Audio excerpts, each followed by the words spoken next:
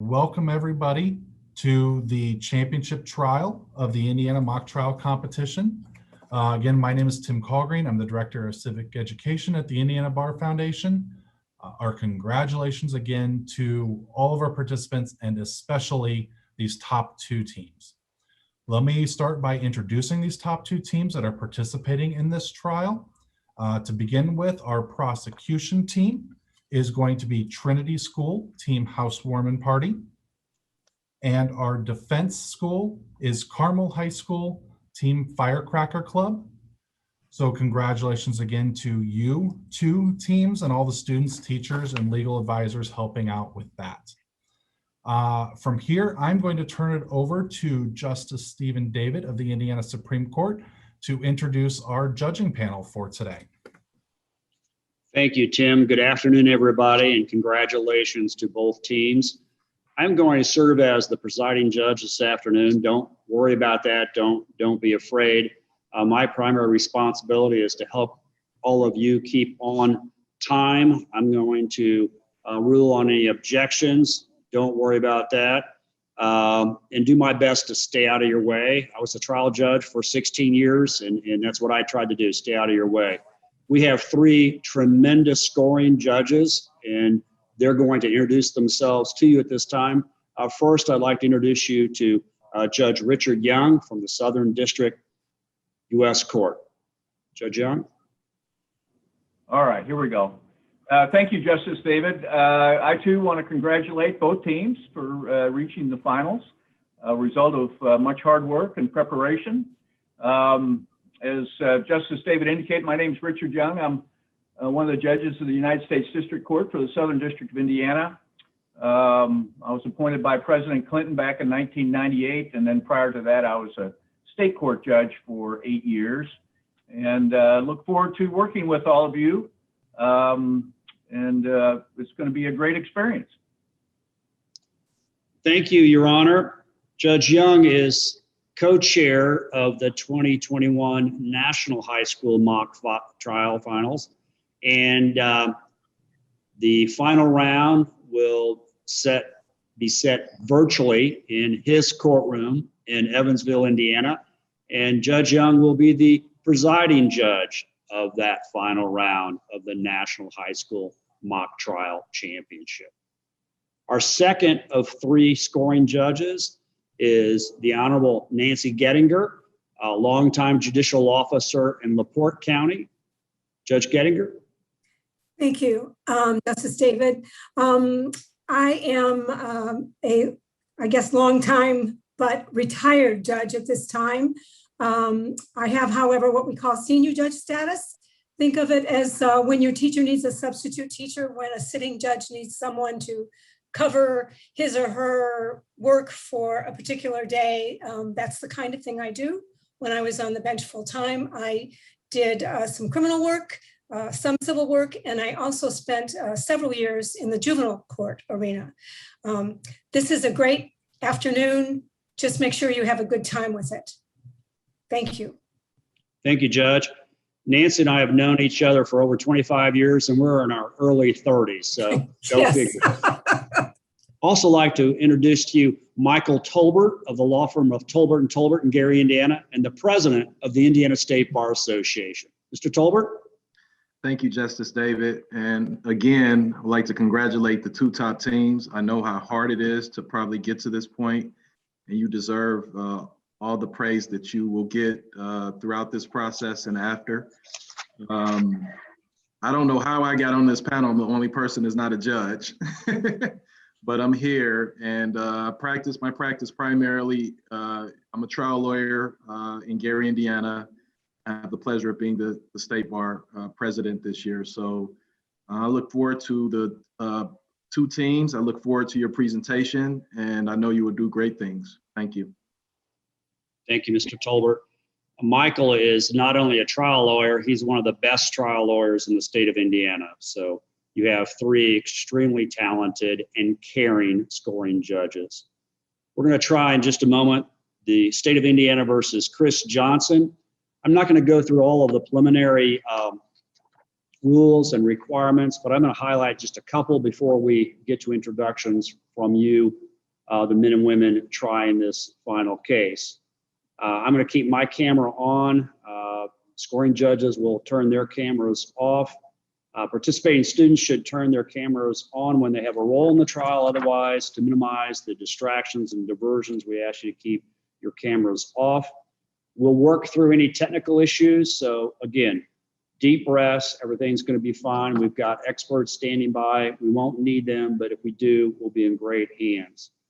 I'd ask you, the participants, to assist in monitoring to make sure that you don't see anyone participating or appearing that shouldn't be.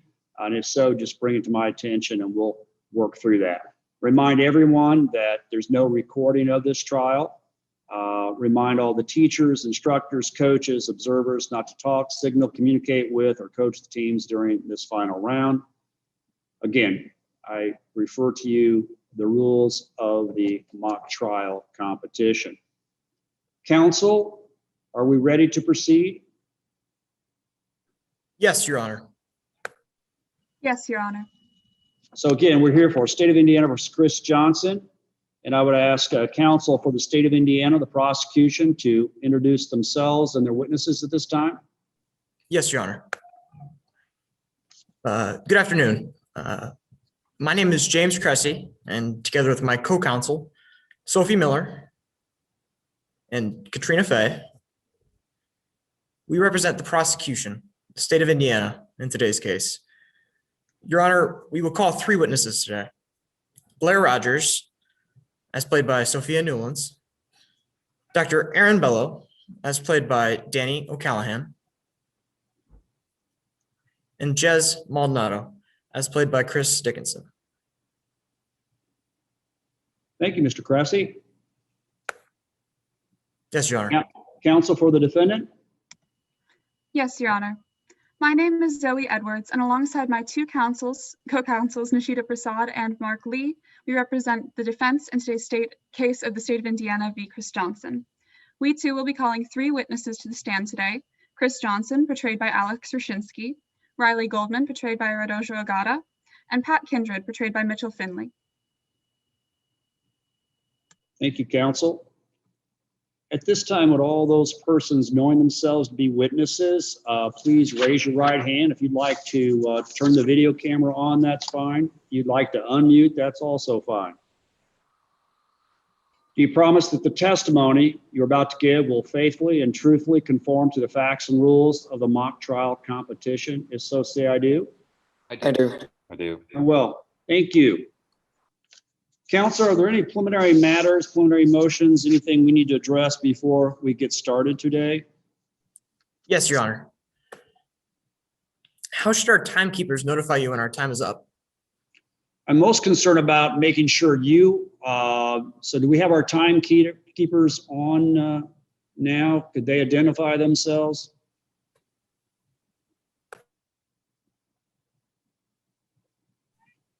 So you are Henry Woodward? Yes, And I am. Henry Slade? Wonderful. Counsel, how would you like the timekeepers to be monitoring the time? What's best for you? Have you discussed this with each other? Prosecution, defense discussed this? Yes, we have cards prepared, and we will hold them up if Your Honor would allow that. Fantastic. If I may, Your Honor, Yes. it is the preference of the defense that the timekeepers also send messages in the chat so that it pops up on the screen for attorneys and witnesses in Your Honor's use during the trial. Is that acceptable to you? Any objection by the state? We would further request that the defense share this with us, if possible. Certainly. Perfect. Sounds like a very good plan. And timekeepers, if there's any question or problem, don't hesitate to say, "Excuse me, Your Honor, we have a time malfunction," or need to clarify that. And counsel, given the virtual nature of this, I'm not going to penalize anybody. We're not going to penalize anybody, just to double check and make sure we're good on time. Okay. If something were to happen technology wise or otherwise, I'll make sure that we stop and we accommodate that and there's no time penalties. All right. And I'll rely on you all to help me make sure it's all straight at the end. What other preliminary matters do you have this afternoon? Your Honor, we would like to inquire about your preference for the swearing in of witnesses.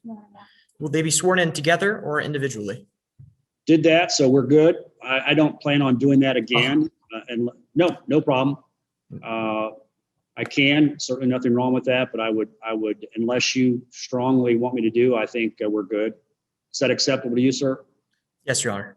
Ma'am, is that good for you? Okay, super. Yes, Your Honor. What else is on your list, sir? Per mock trial rule of competition 4.2, the stipulations are considered part of the record and are already admitted into evidence. Very well. No Per mock- objection from the defense, is that correct? No objection, although I would point out that I believe it's Rule 2.4 if Your Honors wish to reference it, and that the stipulations can be found on page 6 of the case materials.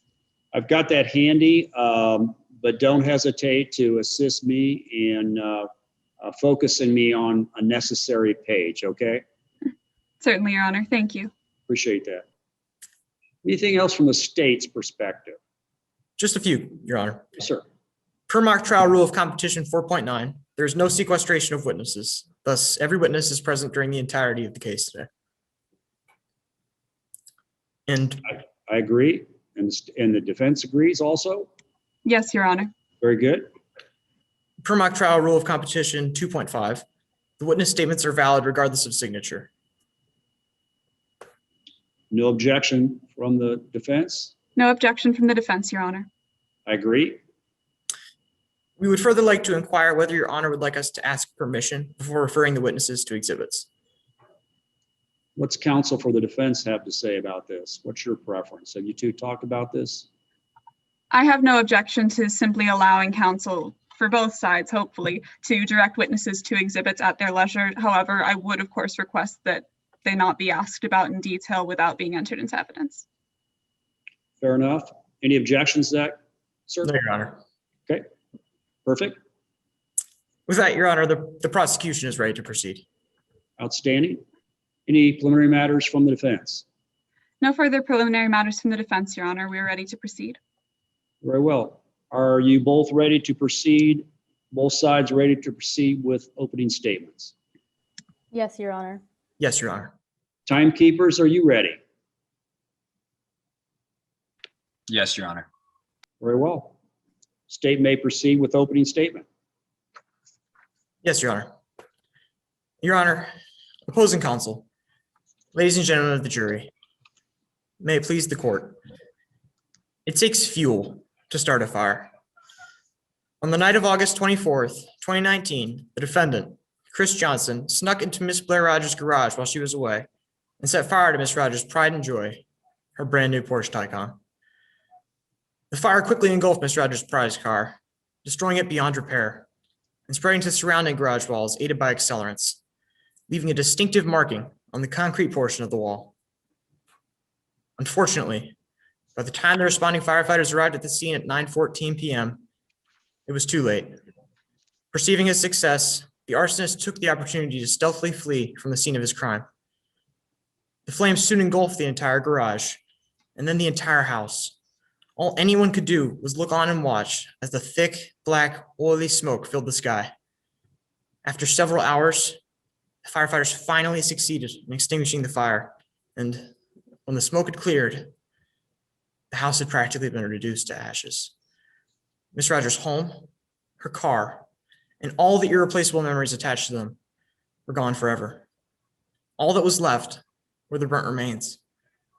Among the charred structure, though, the writing was on the wall in the form of a distinct burn pattern. How unfortunate, then, that no one was there in time to see it and prevent this terrible, terrible tragedy. With the exception of its vengeful author, the defendant. Ladies and gentlemen, this is the true story of how Miss Rogers lost everything overnight in a terrible fire started by the defendant, Chris Johnson. And today you will hear what exactly fueled the defendant to start this fire. You will also hear a story provided by the defense. However, at the end of this trial, we trust you will realize that that's all it is, a story, a sloppy fabrication that distorts the facts to support the defense's position and prevent justice from taking its rightful course. As the prosecution in today's case, we bear the burden of proof in demonstrating that the defendant burned down Miss Rogers' house That is, we must prove beyond a reasonable doubt that Chris Johnson did knowingly and intentionally set fire to Ms. Rogers' home and Porsche Taycan. To show that the defendant started the fire, we will call 3 witnesses today. First, you will hear from Ms. Blair Rogers, the victim of this heinous crime. Ms. Rogers will reveal how she received the money to purchase the Porsche Taycan from a winning lottery ticket gifted to her by the defendant on her 18th birthday. While Ms. Rogers is able to afford her college tuition, the defendant has to struggle to get by. As a result, the defendant felt wronged by Ms. Rogers upon seeing the expensive car bought with the lottery ticket that he gave her. Ms. Rogers shall further explain how she regretfully struck the defendant's dog while driving the same Porsche Taycan, making the defendant irate with Ms. Rogers and leading the defendant to seek revenge. Then we will call Mr. Aaron Bello. Mr. Bello, a respected 30-year veteran botanist at IU, has known Ms. Rogers since she was a baby and is a neighbor of both the defendant and Ms. Rogers. Mr. Bello will tell you how he saw the defendant enter the garage through a side door in the garage wall, exhausted, just before the fire started. Mr. Bello will also tell you of how he saw the defendant fleeing the scene of the crime and how he is certain of the defendant's identity, having been his neighbor for several years. Finally, we will call the arson investigator assigned to this case by the Bloomington Fire Department, Mr. Jess Maldonado. Mr. Maldonado has testified in several criminal cases involving arson prior to this one. Mr. Maldonado will simply tell you the undeniable scientific facts of the case. He will explain how the writing was on the wall in this case in the form of a classic, recognizable V-pattern burn mark, highly indicative of an intentionally started fire. Along with this, he will demonstrate the presence of diesel fuel, of which Ms. Rogers had none, but which is often used by amateur arsonists in conjunction with petroleum products to start a fire. Ladies and gentlemen, we will let the facts speak for themselves. The truth of the matter is, it takes fuel to start a fire. In the end, the facts will show you that the defendant, Chris Johnson, was so fueled by his anger, his hate, his rage for Ms. Rogers, that he lit her car and her home ablaze. And he is thus guilty of arson. Thank you. Thank you, counsel. Counsel for Mr. Johnson, you may proceed with your opening statement whenever you're ready. Thank you, Your Honor. This trial is about baseless allegations and biased investigations. The prosecution's argument relies on a fire investigation based on tampered evidence and ignores the timing of the alleged crime and an entirely more likely alternative suspect. The evidence presented in today's trial will make clear that Chris Johnson did not commit this crime and that he is wrongfully accused. Good afternoon, Your Honors, ladies and gentlemen of the jury. My name is Nishita Prasad, and alongside my co-counsels Zoe Edwards and Mark Lee, I represent the defense in today's case of the state of Indiana v. Chris Johnson. The state claims that Chris Johnson committed arson by knowingly or intentionally damaging Blair Rogers' house and car by means of fire, explosive, or destructive device under Indiana Code 354311. But they will not be able to prove this claim. Every criminal defendant enjoys 2 important protections against false accusations. First, we begin with the presumption of innocence. Chris must be presumed innocent unless the prosecution is able to prove him guilty. In other words, if no evidence were presented today, you would be legally obliged to acquit Chris Johnson. Second, there's a very specific legal burden that the prosecution must meet to overcome the presumption of innocence. They must prove Chris guilty beyond a reasonable doubt. This means that they must prove there is no real possibility that the defendant is not guilty. If you determine that there is a real possibility that Chris Johnson did not commit this crime, you must give him the benefit of the doubt and find him not guilty. First, let me lay out a timeline of what happened on August 24th, 2019. Blair Rogers, a college student, held a party at her house. Her friend from high school, Chris Johnson, came to the party, but left early to go to a movie marathon. He was at the movie theater for 2 full days, and once he went home, he found out Blair's house had caught fire on August 24th. The prosecution will attempt to confuse this timeline with thoughts of ill will between Chris and Blair because of her car, but you'll find that this ill will simply does not exist. Nonetheless, in order to overcome the presumption of innocence, the prosecution must be able to prove that this fire was an arson and that Chris Johnson was the culprit. In an attempt to prove that an arson was committed, the prosecution will call their fire investigator, Jess Maldonado, to the stand.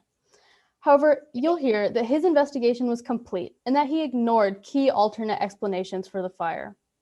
The defense will call professional electrical engineer Pat Kindred to explain that a far more likely cause for the fire exists, an accidental electric overcharge, not arson. The prosecution will simply not be able to prove that this fire was intentionally set. Nor will the prosecution be able to prove that Chris Johnson was even involved with this fire. They may also attempt to place him at the scene of the fire through their alleged eyewitness, Aaron Bello. But you'll hear that Bello did not know Chris that well and lacked the ability to accurately identify him on the day of the fire. Furthermore, you'll hear from Blair, Chris, and Chris's girlfriend, Riley Goldman, that Chris was a mile away from Blair's house at the movie theater when the fire started. Because of this, you'll find that it was physically impossible for Chris to have been any way involved with this fire. Finally, we'll show that the prosecution has completely overlooked a much more likely suspect, assuming an arson was committed. Blair Rogers. You'll hear from Blair that she was in a lot of debt at the time of the fire. Blair's home and car were insured for much more than their value, creating an incentive for her to start this fire and collect the extra insurance money. You'll even hear that she was at her house when the fire would have been set. By the end of today's proceedings, the prosecution will have failed to prove that Chris is guilty of arson. Even one of the issues discussed, the problems with expert evidence, the timing of the fire, or Blair's potential role, creates reasonable doubt about Chris's guilt. But together, it will be clear that Chris is not at fault for this fire.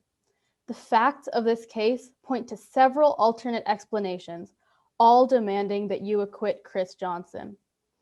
After you've heard all of the evidence, my co-counsel Zoe Edwards will stand before you and ask that you find Chris Johnson not guilty of arson. Thank you. Thank you, counsel. Is the state ready to proceed with its first witness? Yes, Your Honor, the state is ready to proceed. You may call your first witness.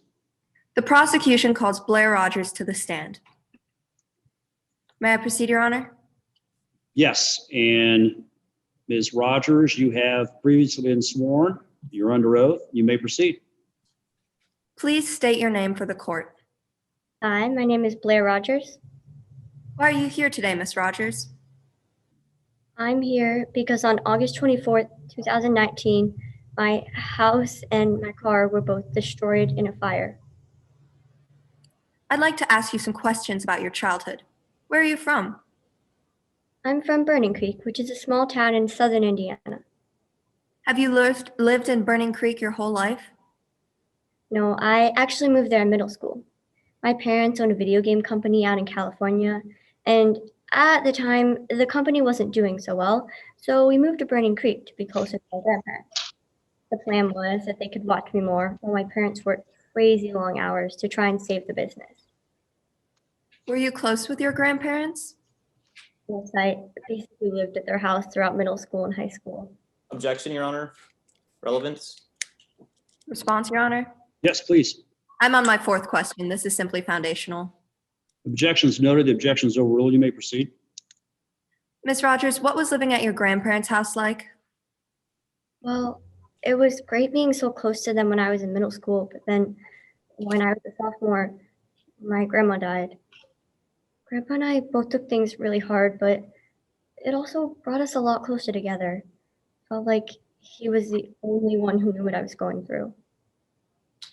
Sadly, he passed away a few years ago after being sick for a long time. Ms. Rogers, after your grandfather's death, what happened to the house? Grandpa actually left it for me in his will. A while after his death, I started fixing it up so I could sell it to a close family friend. I had always loved the idea of another generation growing up in that house like I did. I was also in college, so I wasn't in much need of a house myself. I knew that I could only sell it to a close family friend who would treat the house right, but I guess that dream isn't going to happen anymore. Ms. Rogers, do you know the defendant in this case?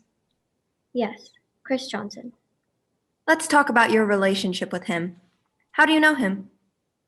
Well, the Johnsons lived down the street from my grandparents' house, and Chris and I went to school together, so growing up, we were pretty close. But as we got older, our relationship really started to change. It all started because of what happened on my 18th birthday. What happened on your 18th birthday? That day, Chris gave me a few dollars to buy a lottery ticket to celebrate my birthday. I had always been a sucker for a rite of passage type tradition like that, so I added in some of my own money and bought a few tickets. Did you win anything? Yes, I actually won $400,000. I honestly still can't believe it. I mean, who would have thought? Did you give the defendant any of the money? Yes. A few days later, I left $3,000 under Chris's doormat. I thought it'd be a fun little way to thank him since he inspired me to buy the winning lottery ticket. But after I gave it to him and when I saw him next, I thought that it seemed like he was angry with me and like it was totally unfair of me to give him $3,000. Did the defendant ever thank you for the money? No, he didn't. What did you spend the rest of your lottery money on? Well, after what I gave to Chris and after the taxes, I spent the rest of the money on my dream car, a Porsche Taycan. Why did you decide to buy a Porsche? Well, Grandpa and I had always bonded over our love of cars, and at the time of my lottery win, Grandpa wasn't doing so well health-wise, so I knew the car would bring some life back into him and help remind him of the good old days. Plus, like I said, she was my dream car, so it really felt like a win-win. What has your relationship with the defendant been like since you purchased the car? I said there was the whole lottery ordeal, but things got even worse when we went to two separate colleges. I went to Oxwell, which is a few hundred miles away from where Chris went. We were both super busy with our classwork, so the only time we would ever really see each other was when I came home to Burning Creek to take care of Grandpa over breaks. How were your encounters with him? Well, they were pretty awkward and tense, and plus, there was the fighting. What do you mean by that?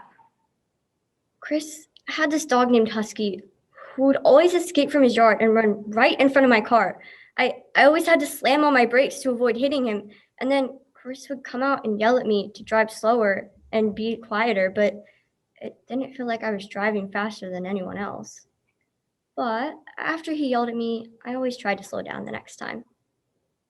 After these fights, did the defendant get his dog under control? Not that I know of, seeing as how we kept getting into these same situations. But one argument about the car really blew up. Can you tell me more about what happened? Chris told me that he hoped my car would go up in flames. I couldn't believe he would say such a cruel thing, and at the time, I thought it was just angry words, and I didn't realize he was being serious. Did anything else happen between you and the defendant regarding his dog after he told you he hoped your car would go up in flames? Yes. One day, I was leaving Grandpa's neighborhood when all of a sudden Husky ran right in front of my car. I didn't have time to do anything, and when I got out, I saw Husky lying there. What happened next? Well, I started to freak out. I felt absolutely terrible. I would never want anything to happen to Chris's dog. We rushed Touchy to the vet, and the whole time Chris was yelling at me about money and about my car to the point where I thought it was pretty clear he wasn't over what happened with the lottery. It was such a bizarre time for him to bring this all up. All I had been thinking about was Husky, but yet Chris chose to yell at me about the car. How did your relationship with the defendant change after this accident? I apologized over and over throughout the summer, but I thought he kept ignoring me. And after a few months of no communication, I thought it was pretty clear our friendship was over. Let's talk about the day of the fire, August 24th, 2019. What were you doing that day? That day, I decided to have a little pool party at Grandpa's house. Back in high school, I would host some get-togethers over there, so I thought it'd be fun to get the gang back together one last time. Was the defendant invited to this party? Yes. As a final attempt to apologize, I decided to invite him. I really just wanted to clear the air between us once and for all, but at the time, I figured he wouldn't actually come since he'd been ignoring my apologies all summer long. Did he come to your party? Shockingly, yes. He'd been ignoring me all summer and then just randomly showed up at the party with his girlfriend Riley. What time did this party start? Party started at about noon. How were your interactions with the defendant during the party? Well, it was pretty chaotic for me since I was trying to make sure no one trashed my grandpa's house. But anyways, I tried talking to Chris a few times, but he must not have heard me or something because I thought he kept giving me the cold shoulder. This made the situation even more confusing. I didn't know why he would show up at the party after months of avoiding me, just to avoid me again. When did this party end? Party ended at about 7:45. I know Chris left earlier though, because at 6:30 when I called everyone in for pizza, he was gone. When did you find out about the fire? Well, at about 8:45, me and some people who were still around at the house went to this Marvel movie marathon thing. I was waiting in the lobby when I got the call from the fire department telling me that my house and my car were both on fire. I immediately started running home. How far is the theater from your house? Well, it's less than a mile, so I easily made it home in under 10 minutes. Miss Rogers, was anything salvaged from the fire? Luckily, my other car was parked in the driveway with some of my school things, but both my grandparents' house and my Porsche burned down. Everything of my grandparents was in that house. Everything I have left of them is gone. And as I was dealing with the whole situation, all I could think about was Chris telling me that he hoped my car would go up in flames. Thank you, Your Honor. No further questions. Cross-examination, counsel?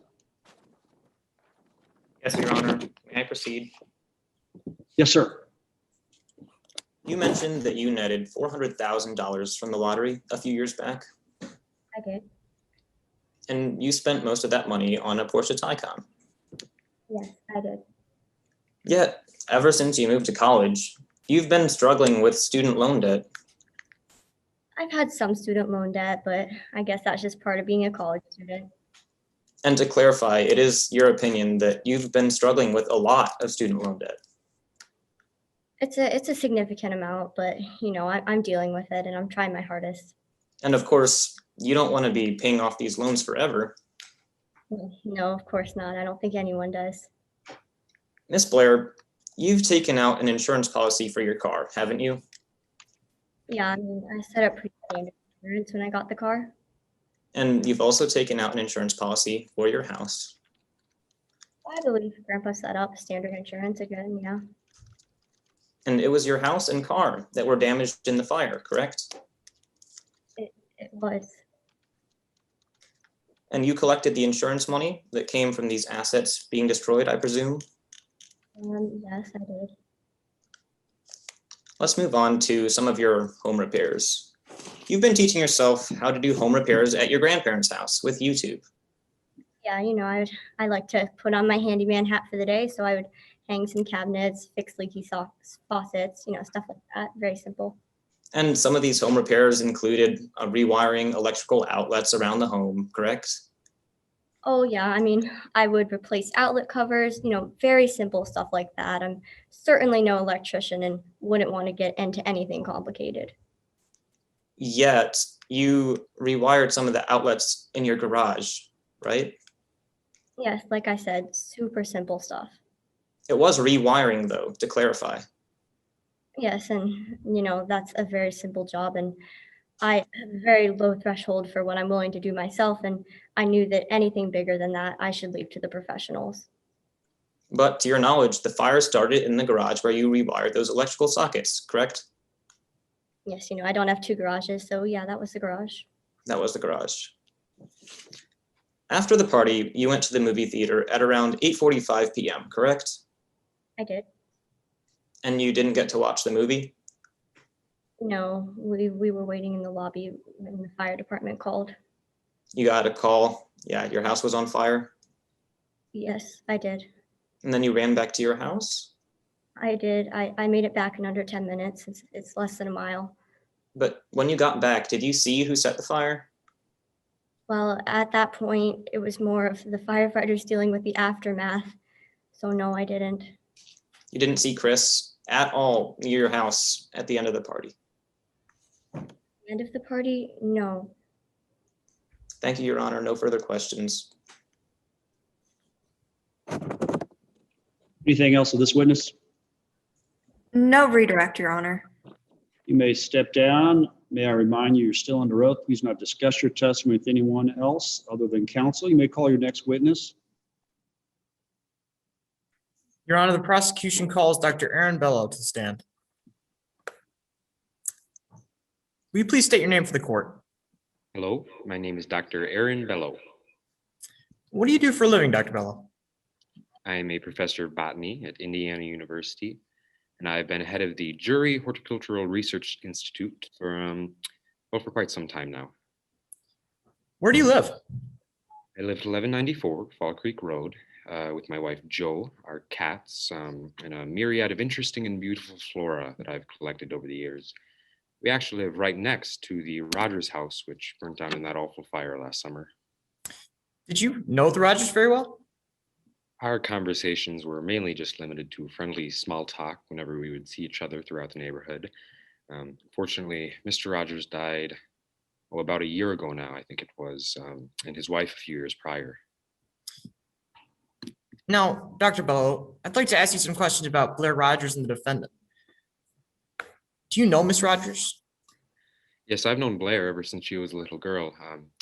Her parents and she and her brother would come and visit her grandparents, the Rogers, for holidays and vacations and such. So I'd see her around those times.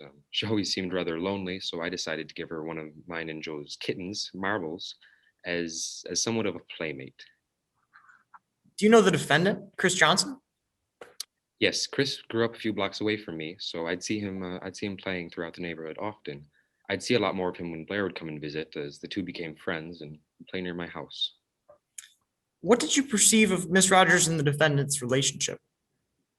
Well, as I said, they seemed to be very good friends.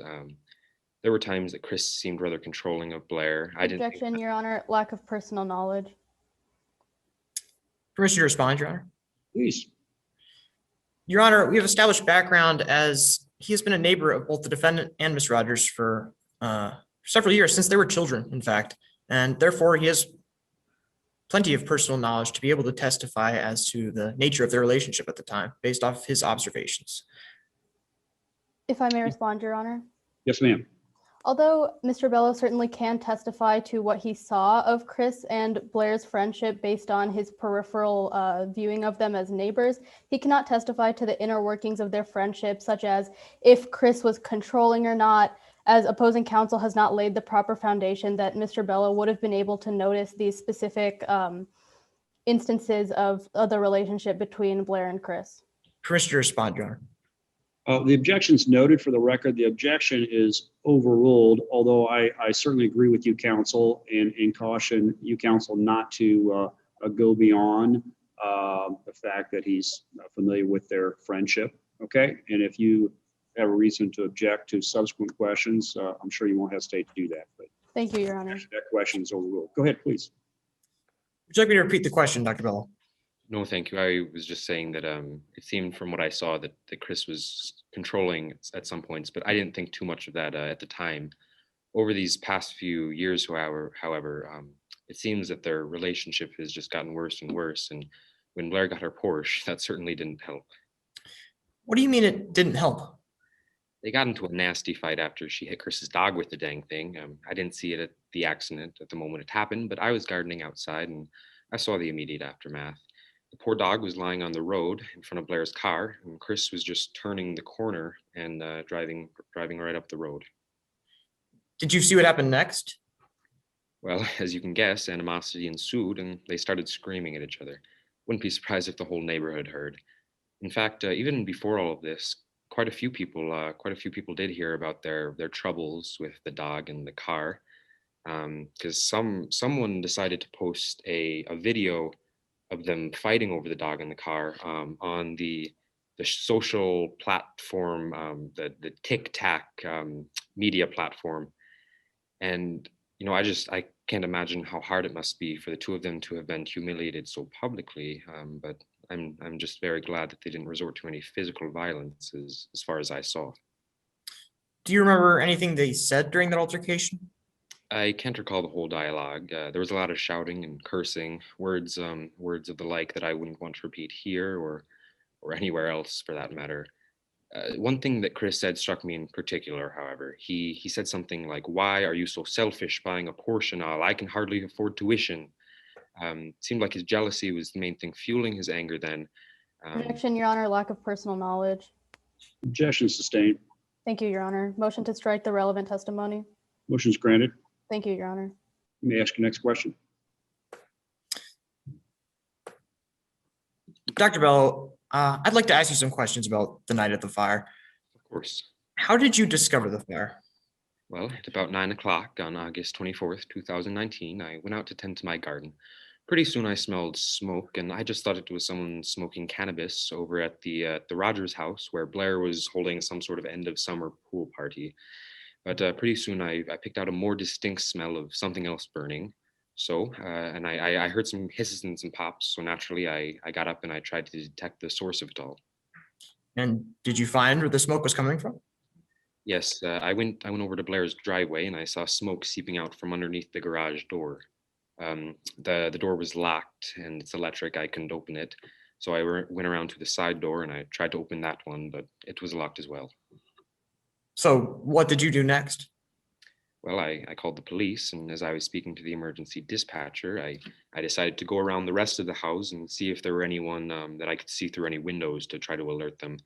All the lights on the first floor, the first floor were out, and so I decided to go back around to the front door and ring the doorbell to alert anyone who might be inside. And as I was passing the garage window, well, I couldn't help but look in. What did you see inside? I saw these flames on the ground, and they were pretty low to the ground, but they were sort of coming out at different angles like this. What did you do when you got to the front door? Well, when I got to the front door, I began hitting the doorbell, but there was no response. I had one more idea at one more shot at trying to get anyone who might be inside the house outside and to safety. You see, Blair had given me a key when she left for college, so I could just check in, while she was at college or in case of emergencies. Objection, Your Honor. The witness is going on a narrative. Counsel, any response? Your Honor, I believe if the witness is allowed to proceed, you will see that he is simply establishing foundation. The objection is overruled, but I'll entertain subsequent objections if the narrative continues. Thank you, Your Honor. May proceed. Would you like me to repeat the question, Dr. Bello? No, thank you. I believe I was just saying I went over to get the key and I came back and I tried to unlock the door. And what happened next? Well, just as I began unlocking the door, a firefighter came up behind me, tapped me on the shoulder, and said that she would take care of the situation from here on out. So I went over back to the other side of the street and to safety, and I looked back, and by this time the fire had engulfed the whole garage and was spreading like a weed to the main house. Now, Dr. Bello, did you see the defendant at all the night of the fire? Chris? Yes, I saw him twice. When was the first time you saw him? At about 8 o'clock, I was walking around my garden and trying to find a cat that had one of my cats who had gotten out of the house, and I saw Chris walking up the sidewalk to Blair's laundry room, and which is right next to the garage. And I thought it was a bit anomalous that he was by himself, as all the other kids were out by the pool. It was a pool party. But anyway, I didn't think too much of it, but it was rather strange. He seemed out of breath, which I just wasn't sure why that would be. But anyway, he went inside Blair's laundry room, and I wasn't going to follow him in or anything like that. So I just went back into my house. And when was the second time you saw him? After I had crossed the street during the fire, I saw Chris walking behind these fire trucks wearing the same khaki shorts and dark shirt that I had seen him wearing earlier when I saw him. And are you sure it was Chris? I have absolutely no doubts that it was Christopher. It was the same clothes, and this was only about 9 o'clock on an August night, so the sun, it had only just begun to get dark. Not to mention all the lights from the emergency vehicles, as well as the illumination of the fire. So no, I have absolutely no doubts that it was Chris. Thank you, Dr. Bello.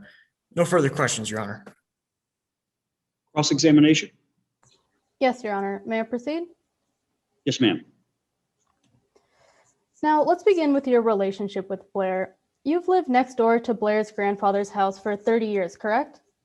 Oh, let's see, I moved in 1990. So yes, 30 years. And after her grandfather passed away, Blair moved in full time, correct? Yes, I believe she lived there in her last few years of high school. I believe her grandfather actually was alive. Thank you. So since then, you've noticed Blair making her own improvements. Objection, Your Honor. My witness did not finish his response. May he be allowed to finish? Counsel? Your Honor, if I may respond, the witness had responded to my question. He was simply adding more information that was not limited to the scope of my question. So I simply wanted to redirect him to the next question. The objection is overruled. You may proceed. Thank you, Your Honor. Mr. Bello, would you like me to restate the question? Yes. Since Blair moved in, you've noticed that she's made her own improvements to the house, correct? Yes, she's made it her own house now. I'm very proud of her. Now, let's move on to August 24th, 2019. Blair had some friends over that day, correct? Yes, I believe so. They had a pool party. And on that day, you noticed she had her Jeep parked in the driveway, correct? Yes, it was blocking some lovely hydrangeas. Right. So the Jeep partially blocked your view of the driveway that night? It was in the driveway, so it didn't block my view of the driveway. It was in the driveway. And the Jeep wasn't in the garage when the garage caught fire? No, it wasn't. Her Porsche was. So to your knowledge, the fire at Blair's home started in her garage, correct? Yes, I believe so. And when you first smelled smoke, you couldn't see anything from your backyard, correct? I couldn't see anything that would indicate a fire, no. Because of your 6-foot tall privacy fence? Yes. So then you went over to Blair's house to see if there was anyone inside? Well, first I went out and I tried to find the source of all the smell and the hissing and the popping. So I found the fire, and then I tried to look for anyone who might be inside. So the fire had already started by the time you went over? Yes, I believe so. But you didn't see who set the fire, did you? No, I did not. And you didn't see anyone carrying fuel around? No, I don't see too many people carrying fuel around on a regular basis. So after the fire, you were asked questions about the fire department about what you saw, correct? Yes, and as well as during the fire. But you weren't contacted by investigators until the 27th. Yes, that is correct. And the fire was on the 24th? Yes, it was. And between the 24th and the 27th, you saw people taking things from the wreckage of Blair's home, correct? Yes, although there must have not been much to take. The whole house was burnt down. Thank you. Now let's move on to, during your direct, you mentioned you were out in the garden when you saw Chris at 8 p.m., correct? That is correct. But you have a 6-foot tall privacy fence, correct? That is correct. And then you said that you saw who you believe to be Chris Johnson later at 9 p.m., correct? That is correct. And it was dark outside? It was fairly dark, yes. And many of your neighbors had come out to see what was going on? Yes, they had come out of the surrounding houses. So there were other people in the street? Yes. Now let's talk about what you visually observed that night. You saw a silhouette, correct? I saw the silhouette of Christopher Johnson. But all you saw was his silhouette, correct? Yes, I just said that I saw the silhouette of Christopher Johnson. And you never saw the silhouette's face? does a silhouette have a face? A silhouette is facing this way and a face is facing that way, I think. So to clarify, you did not see the face of the person you identified? No, he wasn't walking towards me, so I didn't see his face full on. Thank you. And you never heard his voice? No, I don't believe he was speaking. Thank you. No further questions. Can you redirect, counsel? Yes, Your Honor. Just one question, Dr. Bello. Do you have any doubts that you saw Chris walking behind one of the fire trucks? I have absolutely no doubts, Mr. Cressy. Thank you, Dr. Bello. No further questions, Your Honor. May call your next witness. Your Honor, if I may recross briefly. Yes, before he steps down. Yes. Thank you. Thank you, Your Honor. Question, please. Mr. Bello, you saw a silhouette that night, correct? Yes, I saw the silhouette of Christopher Johnson. Objection, Your Honor. Asked and answered. The opposing counsel already asked this very same question on direct, on cross, and therefore it cannot be asked again. She did, and he testified to your last question, so I will let her ask that question. The objections are ruled and he can answer. Thank you, Your Honor. Yes, Your Honor. And you didn't see the person's face? Again, he was not walking towards me, so no, I did not see his face full on. And you did not hear his voice? No, Thank again, you. No further questions. Anything else? No further questions, Your Honor. Counsel, state anything else? No, Your Honor. Very well, you may step down. You're sworn, please not discuss your testimony with anyone other than counsel. You may call your next witness. Yes, Your Honor. The prosecution calls Jess Maldonado to the stand. And before we start, is everybody satisfied with the time? You all know how much time has elapsed in each of your respective cases. Just want to make sure we're okay. If there's any problem, someone let me know. Otherwise, I'll assume you all are golden. The defense has no issues with time at this time, Your Honor. Okay. The Great. prosecution is good as well. Thank you, Your Honor. Outstanding. Thank you both. You may proceed. I apologize. Please introduce yourself to the court. My name is Jess Maldonado. I was a firefighter for 14 years until I suffered throat damage from a fire, at which point I became an arson investigator. I have been working as an arson investigator for the past 8 years. Why are you here today, Mr. Maldonado? I'm here today to tell the court the results of my investigation into the fire which occurred on August 24th, 2019 at 1196 Fall Creek Drive, Burning Creek, Indiana. When did you start your investigation? I began my investigation on August 27th, 2019. I would have begun earlier, but I had other investigations to wrap up first. Now, Mr. Maldonado, let's talk about what qualifies you to determine the cause of the fire on August 24th, 2019. What is your educational background? I went to the Northwestern University Center for Public Safety in Evanston, Illinois from 1996 to 1998. I received my associate's degree there. Now, what are your certifications for being an arson investigator? I am certified as a fire, explosion, and vehicle fire investigator, as well as an arson investigator instructor. I'm also a member of several national and international associations which specialize in arson. Have you testified in any other arson trials prior to this one? Yes, I have personally testified in many arson trials, both civil and criminal. Have you investigated any fires prior to this one? Yes, I have personally investigated over 100 fires to determine the origin and cause. In addition to that, I worked extensively with other arson investigators during my time as a firefighter. Next, I'd like to ask you some questions about your investigation. What did you investigate? I investigated the house and the garage to determine the origin and cause of the fire. What evidence did you analyze during your investigation to come to your conclusion about the case? I analyzed 4 pieces of evidence to come to my conclusion about the case. The 4 pieces of evidence were the charger attached to the car, the V-burn mark on the wall, the scorch marks on the floor, and the laboratory analysis of some samples I sent in. And what was the conclusion that you reached? The conclusion which I came to was that this was a deliberately set fire. Let's talk about your first piece of evidence, the charger. What kind of charger was it? The charger was an EV box, 3-phase, 32 amp charger with a charging capacity of 22 kilowatts an hour. I consider this as a possible cause of the fire, I thought it was highly unlikely as the charger had been in place for 9 months. Now, let's talk about your second piece of evidence, the V burn pattern. What is the significance of this pattern? The V burn pattern is a pattern that is normally seen in arson cases. Now, how is a V burn pattern created? A V burn pattern is created when hydrocarbons, which are fuels like diesel or gasoline, combust. Diesel and gasoline combust rapidly, which creates a heat funnel. This heat funnel creates a V burn shape to form on a nearby surface, in this case, the north wall of the garage. It Now, also should be noted that in this case, the V burn pattern was not exactly textbook, but after I've spent 8 years in the field, I recognized it instantly for what it was. now let's talk about your third piece of evidence, the scorch marks on the floor. Why are they important? The scorch marks on the floor tell me where the fire originated. How can you tell that?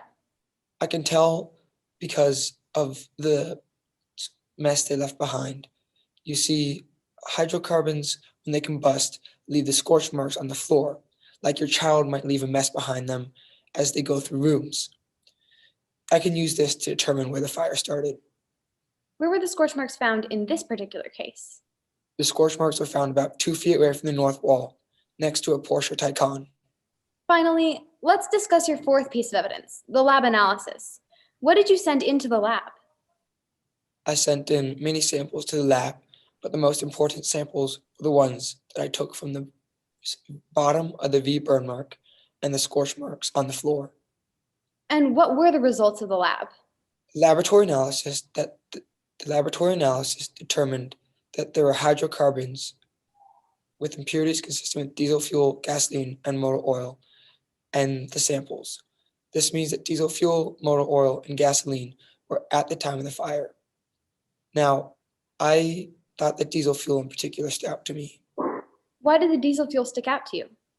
The diesel fuel stood out to me because diesel fuel is something that I have seen in my time as an arson investigator to be used by amateur arsonists. Was there any diesel fuel stored in Miss Rogers' garage to the extent of your knowledge? No, not to the extent of my knowledge. You see, the only vehicles in the garage were a Porsche Taycan and a John Deere E100 riding lawnmower.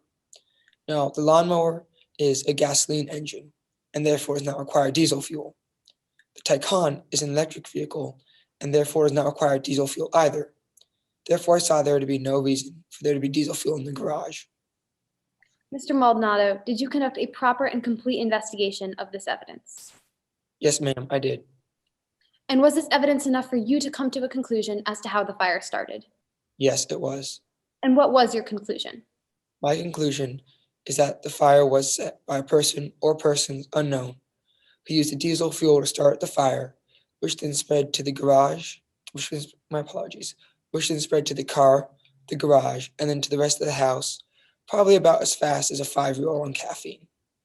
Now, the placement of the scorch marks next to the Taycan indicates that the Taycan was a target of the arsonist. Ultimately, my conclusion is that this was a deliberately set fire. Thank you, Your Honor. No further questions at this time. You may cross-examine the witness. Thank you, Your Honor. May I proceed? Yes. Good afternoon, Mr. Maldonado. Good afternoon. The fire in question took place on the 24th, correct? It did. But due to some other investigations you were unable to attend the scene until the 27th, correct? Yes. And the scene was unsecured for those 3 days? Yes, the scene security is the responsibility of the Monroe Police Department. But regardless, it was unsecured for those 3 days, correct? It was. And you observed that the scene of the fire had been disturbed in those 3 days, correct? Yes. Some copper wiring was taken from the car charger in the garage. The wiring was taken from the house, all the copper wiring to be sold. So while you were investigating the house, you investigated the garage itself, correct? I did. And you observed that the car's charger exceeded the vehicle charge rating for that car? It did. So for us lay people, this effectively means that the charger is putting too much electricity into the car, correct? Yes. And in the garage, you noticed that the scavengers had specifically removed wiring from this charger, correct? they had removed wiring from the entire house. It's what scavengers do when they come in.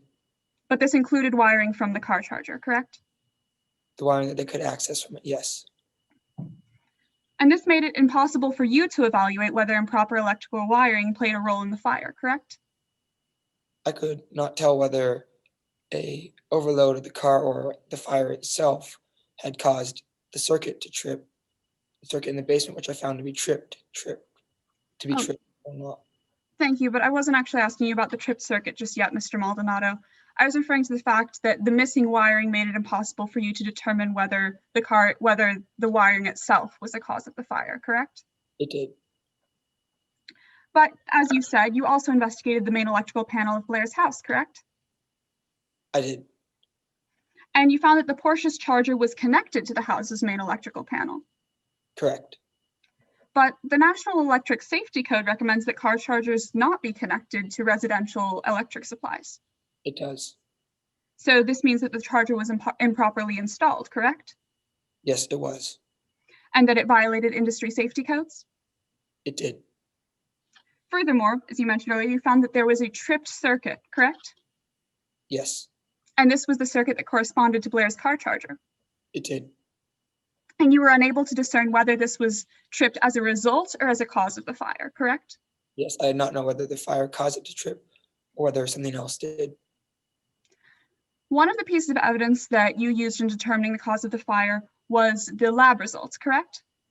Yes, Because the lab results found hydrocarbons that had impurities consistent with diesel fuel, correct? yes, But these same impurities also correspond to the remnants of burnt polyurethane installation, correct? Insulation, my apologies, correct? the smoke that is the smoke which is created by burning polyurethane foam and hydrocarbons are similar. But I do not think that Perhaps I can rephrase the question if I've unintentionally confused you, Mr. Maldonado. yes, When diesel combusts as a hydrocarbon or when burning polyurethane combusts, they produce the same byproducts, correct? they are similar but not exactly the same. Thank you, Mr. Maldonado. Now, as a part of your investigation, you prepared an origin and cause report, correct? Yes, I did. Do you have a copy of Exhibit 6 in front of you? 1 second. Your Honor, at this time, I would ask to direct your honors and opposing counsel as well as the witness to Exhibit 6. Thank you, counsel. Do you have it before you now, Mr. Maldonado? Yes, I do.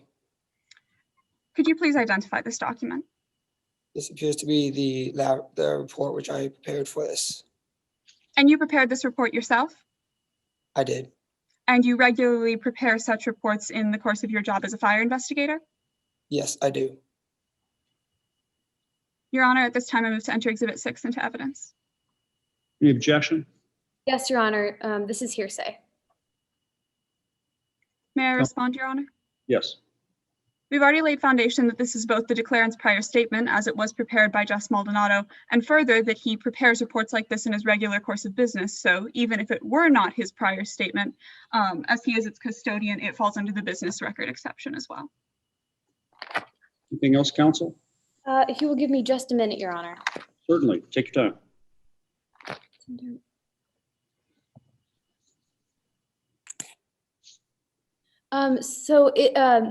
Can I clarify as to whether opposing counsel is using hearsay exception 8036?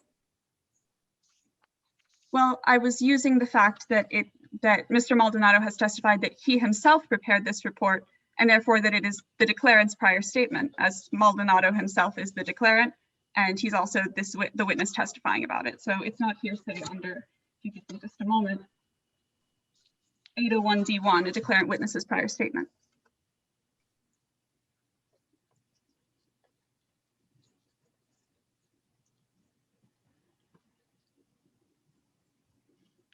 Counsel, any other objections? I suppose not, Your Honor.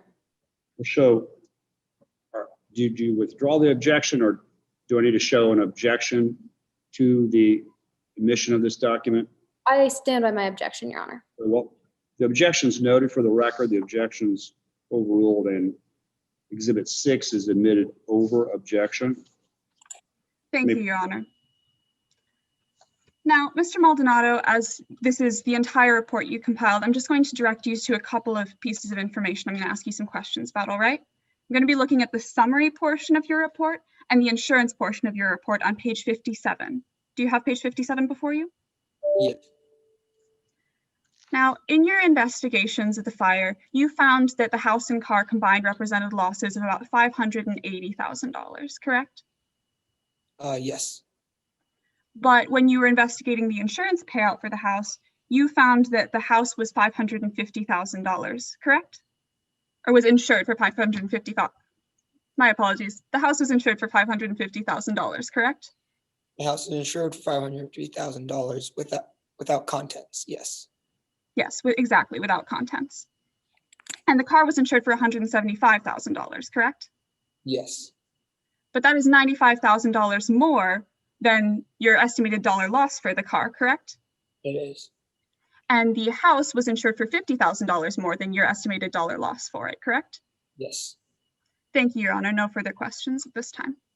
Any redirect, counsel? Yes, Your Honor. Mr. Maldonado, opposing counsel brought up scavengers on cross. Do you think that they significantly affected the outcome of your investigation? The scavengers removed wiring, but scavengers cannot replace or add the presence of diesel fuel into the garage afterwards.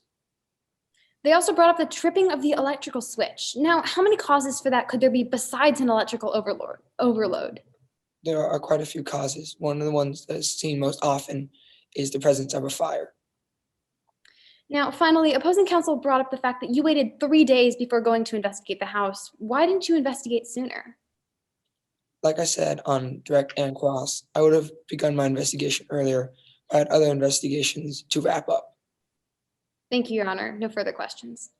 Thank you, sir. You may step down. May I remind you that you're still under oath. Please not discuss your testimony with anyone other than counsel. State have any other witnesses today? The state rests, Your Honor. Does the defense wish to call any witnesses? Yes, Your Honor. At this time, the defense would like to call Chris Johnson to the stand. Mr. Johnson, previously been sworn. You're under oath. You may proceed. Sir. Thank you, Your Honor. Good afternoon, Mr. Johnson. Good afternoon.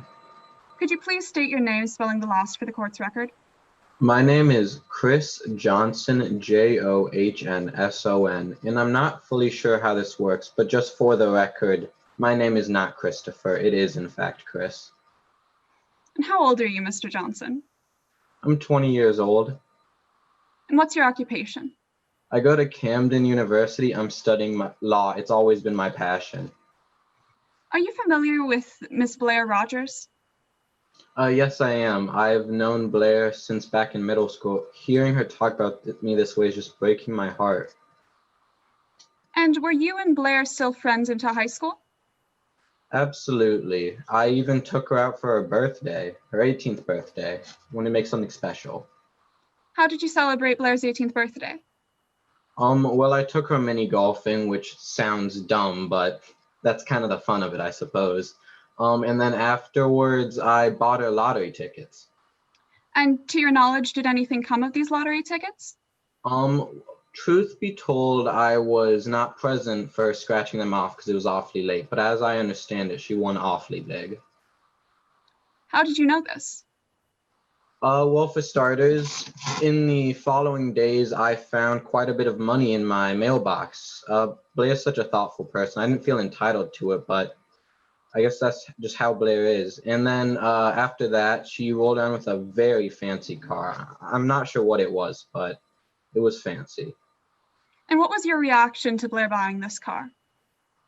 Truth be told, I was a little bit confused. I was disappointed that she might be being a little reckless, but that's just because it's my friend. I wanted to make sure she was making good decisions because when you're a teenager and you get a lot of money, you can be a little excitable. I was just looking out for my friend. So to clarify, did you possess any personal animosity towards this car? No, it's a car, and it was making Blair happy. I know Blair's had some troubles getting bullied on the bus, and I figured this was one of the ways to kind of solve that. Now, you mentioned that you're currently a student at Camden University. Do you know where Ms. Rogers went to school? Blair went to Oxwell. And did you ever feel any jealousy towards her because of this? Not quite. I can tell why she seemed as such. Blair was one of the people that kind of followed my lead throughout our friendship, and I knew Oxford would be a great place for her, and my family had been there. So I kind of downplayed a little bit that I wanted to go to Camden just so that she could go to a school I knew would be great for her. So just to summarize, you didn't feel any jealousy towards Blair about college? Absolutely not. Camden is my dream school. Now, what was the status of yours and Blair's friendship as you grew up and went to college? Well, we did grow apart a little bit, but that's just because college, it happens. We didn't hate each other by any means. I'd still say we were great friends. Did Blair ever drive her new car around you while you were in college? Actually, she did. She was a bit of a speed demon. And did anything ever happen as a result of Miss Rogers speeding? Actually, yes. She hit my puppy named Husky. I'm very sorry, Mr. Johnson. I understand that this is most likely a very sensitive topic for you, so I'll do my best to keep this as brief as possible. From what you remember, what exactly happened that day when Blair hit your dog? Well, Husky had a tendency to get out. I'd try and keep her in, but she'd get out from time to time, and I came home, driving home, I found Blair standing over Husky. Husky was just lying there, and we rushed to the vet, but there was nothing to be done by that point. Did you blame Miss Rogers for what had happened? No, not really. In the moment, I was angry, sure, but I was just me covering up. I lost a piece of myself. I was just covering up sadness. I could only blame myself. Husky was my responsibility. Just like Blair said, Husky ran out into the road. Anyone could have been driving by. It wasn't Blair's fault. It was mine. Thank you very much for discussing this with us, Mr. Johnson. Now I'm going to move on to a couple of questions about the day of the fire, August 24th, 2019. Were you at Blair's house at all that day? Well, actually, I was. I went with my girlfriend, Riley. She's kind of a genius.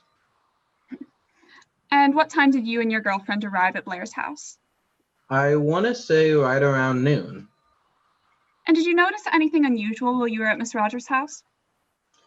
Actually, I did. For context a bit, Blair's quite the car girl. Like, she loves her toys quite a bit, and I've known Blair since well before she started driving. Never once did I see her Jeep parked outside because it could get damaged and things, and lo and behold, there it was, filled with her school supplies. So to clarify, Mr. Johnson, was Miss Rogers' Jeep outside her house on the day of the fire? Yes, Miss Johnson's Jeep was sitting in her driveway. Miss Rogers, that is? Sorry, my apologies. It's been an emotional day. And prior to August 24th, 2019, had you ever seen her park her Jeep outside? Objection, Your Honor. Yes. May I be heard? Your Honor, Yes. this testimony should be inadmissible as opposing counsel is trying to establish a habit or routine. And I do not think that Chris Johnson has the background or foundation or even the personal knowledge to establish this habit. May I respond, Your Honor? Yes, ma'am. We've already established that Chris Johnson and Blair Rogers lived in the same neighborhood. and he would have been able to see whether her car was at any point parked outside in all of his time with her as her very close friend through high school, as he said himself, since she first started driving. Furthermore, I didn't ask him if she had ever parked her car outside before, merely whether he had ever seen her park her car outside before. Thank you, counsel. Any other response? No, Your Honor, I stand by my objection. The objection's overruled. I'll permit him to testify as to what he actually saw or didn't see. You may proceed. Thank you, Your Honor. Mr. Johnson, prior to August 24th, 2019, had you ever seen Blair park either of her cars outside? Never once had I seen Blair park any of her cars outside. What time did you leave Miss Rogers' house that day? Riley and I left right around 3 or 3:30, I want to say. And why did you leave at that time? Well, for starters, Riley and I aren't really the college, pool, party, coming of age kind of people. It's not quite our thing, and we had much more important business to attend to, that being the Marvel movie marathon, kind of the biggest thing to happen to cinema ever. Just to clarify for the jurors, what exactly was this Marvel movie marathon? Well, I'm sure you've heard of like the Marvel movies, Iron Man, Captain America, all of that. Well, over the past decade or so, they've all built up to a single movie Endgame, and they are going to play every movie back to back to back for the release. How many hours long was this movie marathon? It was rather lengthy, over 47 hours, just nearly 2 days. And what time did the marathon begin? Started at 4 p.m. That's 4 p.m. on August 24th? Yes, my apologies. And what day would it have ended on then? It would have ended on August 27th, or August 26th. My apologies. You're quite all right, Mr. Johnson. And did you stay at the movie theater for the entire duration of this movie marathon? Oh, absolutely. You can't leave. Not that I'd want to. It kind of ruins a date if you leave your girlfriend there, but I wouldn't be able to be let in if I wanted to. Why would you not be able to re-enter the movie theater? You have to, it's a one-time admissions sort of thing. Once you pay to go in, that's your ticket. You can leave as much as you want. You just can't come back in without paying another absurd hundreds of dollars. My apologies, Mr. Johnson. When did you first find out about the fire at Blair Rogers' house? It was actually the next day, August 27th. I was so tired after the movies. I passed out and I didn't find out till the next day. And after you were informed about the fire, what did you do? Well, I immediately called Blair up. My friend's house had burned down. I wanted to make sure she was okay. Did you and Blair meet up? Yeah, we met up for coffee. And from what you observed of her, what were her reactions to the fire? She actually appeared more concerned with paperwork than the loss of the house. And did she say anything about her plans for after the fire? Objection, Your Honor. This calls for hearsay. May I respond, Your Honor? Yes. Under hearsay exception rule 8033, a statement regarding, my apologies, an assertion regarding the declarant, Blair Rogers' then existing mental state, including a plan or intent, is an exception to hearsay. My question specifically asked if Blair had any plans regarding plans for after the fire, which falls within the purview of 8033. Counsel for the state? In that case, Your Honor, I'd like to change my objection to relevance. Very well. Do you have a response to the relevancy objection? Certainly, Your Honor. Blair Rogers' response to the fire that took place will go to show her potential motive or her potential plans for setting the fire herself, which is highly relevant as a potential culprit for the fire that we're discussing today. May I respond, Your Honor? Please. Your Honor, any statements that Blair Rogers would have about her motive, but this is in fact after the fire, so I do not see how this is relevant. The objection is noted. The objection is overruled. You may proceed. Yes, Your Honor. Thank you, Your Honor. Mr. Johnson, did Ms. Rogers say anything to you about her plans for after the fire during this conversation? Yes, Blair planned to head right back to college with the Jeep. Given that none of her school supplies had been damaged, she was going to head back that night, actually. And how many days was this after the fire? This was 3 days after the fire. She was planning to head back. Thank you, Mr. Johnson. I just have one final question for you. As this is the issue at court today, whether you committed this fire, I just have to ask, did you light fire to Blair Rogers' house and car on August 24th, 2019? Excuse me? I've known Blair for years. She's my friend. Let alone, no, I have no reason to. And not to mention it's illegal. I want to go into law. If I got a felony conviction, I could never do well in life. No, absolutely not. Thank you, Mr. Johnson. No further questions for this witness at this time, Your Honor. Cross-examination? Yes, Your Honor. May I proceed? Yes, ma'am. Good afternoon, Mr. Johnson. I'd like to ask you some questions about your relationship with Ms. Rogers, but first I have some questions about the night of the fire. Now, as you mentioned on direct, Blair had an end of the summer party that same day, correct? Yes, a pool party. And you and your partner, Riley, attended, right? Yeah, yes. Now, you were the one who suggested having the party to Blair, right? That is incorrect. I suggested having the party at Blair's house. Their friends were already planning to because it's a pool party and Blair had a pool. It seemed to me pretty rational. Right, but you were the one who suggested the party to Blair. I suggested having the party at Blair's house. There is a difference. But you did not suggest it to Blair then. I suggested having the party at Blair's house. Right, but then Blair thought this was a great idea, right? I'm gonna take a jump and say since the party happened, yes. Thank you, Mr. Johnson. Now, your girlfriend, Riley Goldman, is here in court today, right? Yes, she's lovely. And she's testifying on your behalf, right? Yes. As far as I understand it, I hope she's not against me. And she was the only other person here in court today that was with you at the movie theater, right? Here in court, yes. So she's the only person here in court that can vouch for your alibi, right? I suppose so.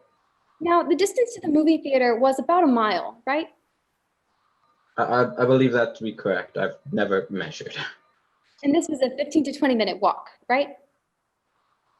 I'd say like on the day of, or like 15 to 20 minutes, probably. I could probably walk it in 20 minutes. And 10 to 15 minutes if you jogged, right? Probably closer to 15, but I suppose so. Now, when you were younger, Mr. Johnson, you and some of your friends pulled pranks at your school, right? Objection, Your Honor, improper character evidence. May I respond, Your Honor? Please. Under Rule 404B, you are allowed to admit character evidence if it shows prior knowledge, and I will be showing that Mr. Johnson did in fact have prior knowledge of pyrotechnics. May I respond, Your Honor? Yes. I believe that if opposing counsel is using this to show prior knowledge, that they should lay foundation that those particular pranks did in fact involve pyrotechnics. May I respond, Your Honor? Yes. That is what I am doing right now. The objection is sustained. You may proceed and lay your foundation for your cross. Thank you, Your Honor. Yes, Your Honor. Now, Mr. Johnson, you pulled pranks when you were in school, correct? I suppose nothing that went too far. Right, but these nicknames, these pranks earned your group the nickname the Firecracker Club, right? Oh, no, that is not correct. I understand the confusion. My friend group. Mr. Johnson, in that case, I am perfectly okay moving on.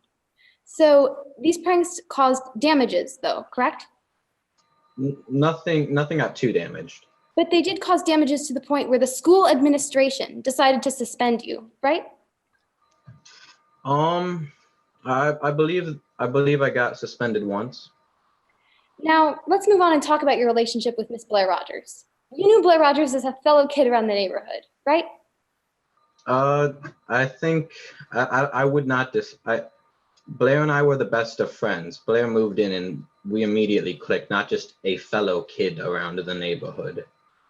Well, you were friends with her mostly because she was new in town, right? That's the reason we became friends. No one wants to be alone. That does not necessarily mean that endeared. And as you said, because you pitied that she had no other friends, right? I don't want anyone. Objection, Your Honor, relevance. May I respond, Your Honor? I am laying foundation as to the relationship between Miss Blair Rogers and Mr. Johnson. Objections overruled. Thank you. And you're friends with her because you pity that she had no other friends, as you said, right? I didn't want her to be alone. God forbid, I made sure someone had friends. Yes. Now, you go to Camden University, Mr. Johnson, correct? Mm-hmm. And Blair goes to Oxbow. Yes, it's a perfect school for her. And due to this distance, you didn't see Blair very often, right? Yes, that's how college long-distance friendships work. Now, you struggled paying for college, didn't you, Mr. Johnson? Yes, thank you for pointing out. Objection, Your Honor, relevance. Details about Mr. Johnson's personal finances aren't relevant to whether or not he committed arson. May I respond, Your Honor? Yes, ma'am. This goes directly to his possible motive. So it is very, very relevant. May I respond, Your Honor? Yes. Mr. Johnson stood to have no financial gain from this fire. He didn't have insurance on Blair's house. As a result, his personal finances aren't relevant to show his motive. May I respond, Your Honor? Objections noted. The objections overruled. You can address. Thank you, Your Honor. Go ahead. You struggled paying for college, Mr. Johnson, right? Yes, I am poor. But Blair's parents were swimming in money, right? Objection, Your Honor, lack of personal knowledge. I apologize for continuing to object to this line of questioning, but at the end of the day, Mr. Johnson isn't a member of Blair Rogers' family and would have no personal knowledge of their family's personal finances. May I respond, Your Honor? Certainly, and you certainly don't have to apologize for objecting. But thank you. Response? Yes. As foundation has been laid not only on cross but also on direct that he is friends with Miss Rogers. In fact, very, very good friends, as he has said himself. He would know. May I respond, Your Honor? Objection as to the testimony concerning the family is sustained. Thank you, Your Honor. You may proceed. May I proceed, Your Honor? Yes. But you did have to pay for college yourself, right, Mr. Johnson? Yes, I didn't get a scholarship. Now, on her 18th birthday, you gave Miss Rogers some money to buy a lottery ticket, correct? Yeah, it's kind of a thing you can do when you're 18, like a hoorah. And she won, right? Yes, I believe that's why we're here, to an extent. Well, she won $400,000, right? Well, I wasn't there for it, but as I understand it, that's what happened. And Miss Rogers gifted you $3,000 of her winnings, right? I believe it was that much, but I didn't count. Now Blair bought a Porsche with her winnings, right? I honestly could not tell you. I am not a car guy. She bought some kind of fancy car. Thank you, Mr. Johnson. But she already had a car, right? I actually believe that her parents bought her the Jeep after it so that she could have a safer car to go to school. I may be mistaken, but... Regardless, you thought she should have used her money more practically, right? Yes, as I explained on direct, I was just looking out for a friend. And you yourself would have used it to pay for college, right? Yep, I am still poor. Additionally, you felt disappointed that she had given you less than 1% of her winnings? That is, I did not feel disappointed for her giving me less than 1% of her winnings. Regardless, you felt like a goof, right, Mr. Johnson? Sure, I am a goof. I Because will you paid yield. a winning lottery ticket and got so little, right? Ah, yes, probably like the friends of Neil Armstrong. They got a shirt that their friend walked on the moon. Now let's talk about your dog Husky. He often got out of your yard, right? That is correct. And it was one of the times that he got out of the yard that he was hit, right, Mr. Johnson? That is correct. And it was Blair who accidentally hit Husky, right? Groundbreaking conclusion. Is that a yes, Mr. Johnson? Yes, that is correct. With the Porsche that she had spent her money on, right? Once again, expert analysis. That is what happened. You felt that your years of kindness to her had only been repaid by her hitting your dog, right? Only in the moment of following it, I understood that it was my fault. I didn't blame Blair or anything. But that's a yes to my question. You did feel like your years of kindness to her had only been repaid by her hitting your dog. In the moment of. So that's a yes.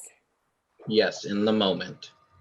But you were really, really angry, Mr. Johnson. That is quite the overstatement. I was angry and shocked. I wasn't really, really angry. I'm not going to kill someone over it. But you were angry enough to shout and curse at her? Yes, I was a high schooler and I did use profanity. Thank you, Your Honor. No further questions. Redirect. Briefly, Your Honor. May I proceed? Yes. Mr. Johnson, did you, in the long term, hold any animosity towards Blair for what happened to Husky? No, not angry at Blair, not. Husky was my fault alone. Anyone could have hit Husky. It was my fault. Thank you, Mr. Johnson. No further questions at this time, Your Honor. Anything else with respect to this witness? Are you ready to proceed? Further questions, Your Honor. Sir, you've previously been sworn. You're still under oath. Please don't discuss your testimony with anyone other than counsel. You may call your next witness. Thank you, Your Honor. Your Honor, the defense calls Riley Goldman to the stand. May I proceed? Yes. Good afternoon, Ms. Goldman. Could you please state your name and spell the last for the court? Of course. My name is Riley Goldman, last name spelled Goldman. Remember that name when I win my Oscar. How do you know Chris Johnson? I'm the girlfriend of Chris. Like, oh, he's such a sweetheart. I hope he's okay. He sounded really distraught. And how did you two meet? We've known each other for a really long time. We've been like in the schools together, but we really hit it off sophomore year doing AP Psych. Like we both hated the Myers-Briggs typology, and then like we loved movies. I loved movies. I asked him out to Caramel Apples, and he got my Goodwill reference. Since then, we've just had a great connection. Now, earlier today, Blair mentioned that she had a pool party. Did you attend this party? Yes, I did. With Chris, did you say? Mm-hmm. Yes, with Chris. And when did you and Chris arrive at the party? We got there in the early afternoon. Were you with Chris throughout the whole party? Chris and I spent practically the whole time together. And then what time did you guys leave? We left at 3:30 because we had tickets for the Marvel movie marathon. So how did you get from Blair's party to the movie theater? We Ubered there, and in the car, oh my gosh, Chris, he's so handsome. He went as Captain America. He looked so good all in red and blue. And I'm really smart, so I went as Captain America. And what's the distance between Blair's house and the movie theater? It's about a mile, I would say. So then when did you end up arriving at the theater? We got to the theater at 4 p.m., right in time for the first movie, Iron Man. And were there any special rules for the movie marathon? Yeah, there was no re-entry upon leaving the movie theater anytime during the Marvel movie marathon. And were there any other exits from the movie theater besides, of course, the main entrance? Apart from the main entrance, there was Objection, Your Honor. Lack of personal knowledge and lack of foundation. This witness has no knowledge to the floor plan of the movie theater, and if she does, there's been no foundation laid. If I may respond, Your Honor. Please. My witness has stated that she was in the movie theater, so she would have been able to see whether or not there were other exits. And furthermore, if she is not aware of other exits, she's perfectly free to say so, as my question was not a leading question. Anything else, counsel? Your Honor, I still believe that there has been no foundation laid to how this witness would know of the floor plan of the movie theater. The objections, no, the objections overruled. You may proceed, subject, of course, to cross-examination. Thank Yes, you, Your Your Honor. Ms. Goldman, would you like me to repeat my question? Yes, please. Were there any other exits from the movie theater besides the main entrance? Apart from the main entrance, there was an exit sign over a fire entrance in the back, and I'm pretty sure a fire alarm would have gone off if at any time anyone left during that. And during the whole movie marathon, no fire alarms went off. Did you and Chris plan bathroom breaks for your movie marathon? Yeah, we did. And what time did you plan these for? Chris said he would cut out during The Incredible Hulk, because it's a really boring movie, and beat like the big bathroom rush and then be back in time for the premiere of the second movie, Iron Man 2. What about sleep schedules? Did you guys plan out when you would sleep? Yeah, we did. Chris had his like in the AM, but I fell asleep in the back half of The Incredible Hulk right around 7 p.m. Like I said, that movie is disgusting. And then I woke up at the beginning of the next movie towards like the beginning around 8:15 of doing Iron Man 2. So to be clear, when you woke up at around 8:15 p.m., was Chris with you? Yes, he was. And were you both in your seats at 9 p.m.? Yes, we were. Did you or Chris leave the theater any time before the conclusion of the movie marathon?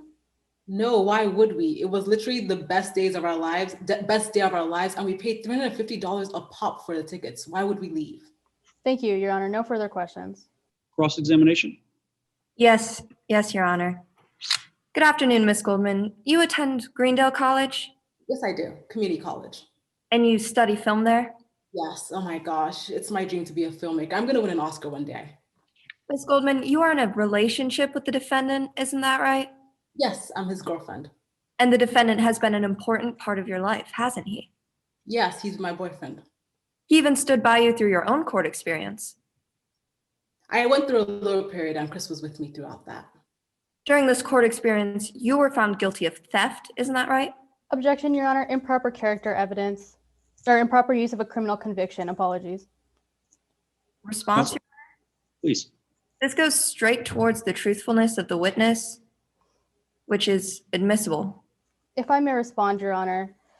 As opposing counsel stated that this crime was theft, that does not fall under a crime of dishonesty, which would be required in order for opposing counsel to use this to, for opposing counsel to have this evidence be admissible.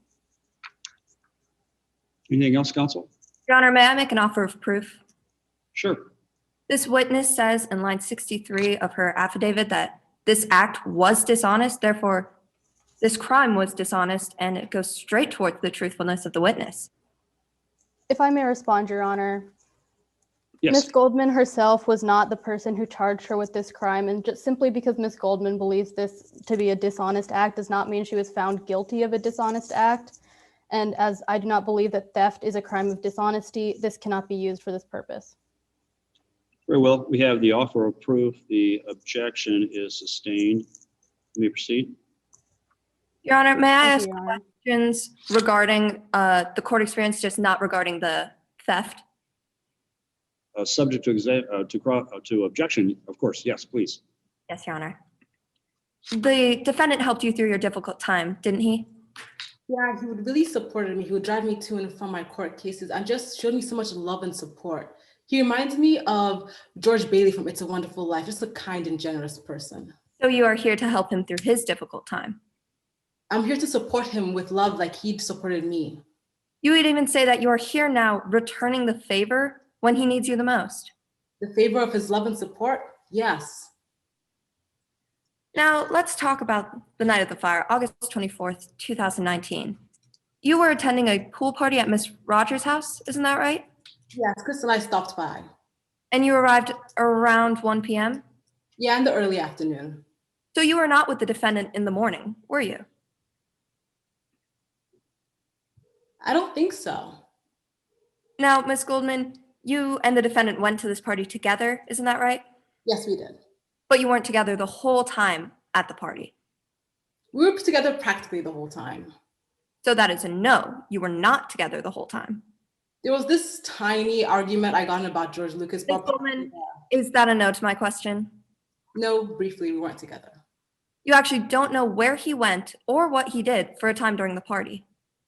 Yes, I didn't know for that brief conversation. And that is because you were too busy talking to someone else. What do you mean too busy? I was at a party, I was socializing.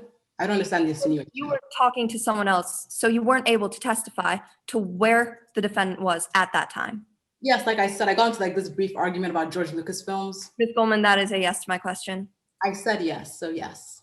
Now, you only stayed at this party for about 2 hours. Yeah, we didn't stay long. We had the Marvel movie marathon to get to. And you left around 3:30 to arrive to the marathon on time? Yes, we did. And the theater is only about a mile from Miss Rogers' house, isn't that right? We took an Uber. Now, Miss Goldman, on direct, you said that you dressed as Captain America? No, as Iron Man. I'm the smart one. Well, on direct, you said that you dressed as Captain America. I'm pretty sure I said Iron Man.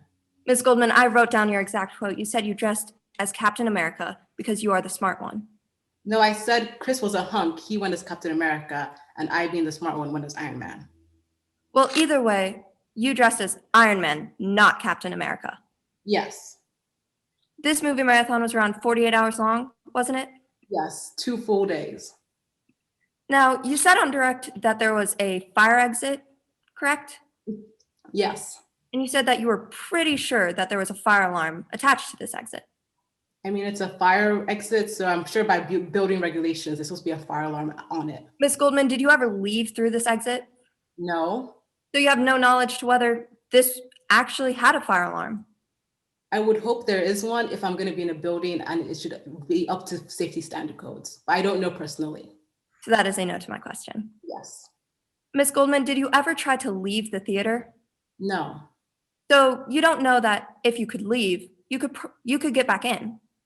We were told that we couldn't, and Chris and I followed the rules. So, but you never tried to leave the theater, did you?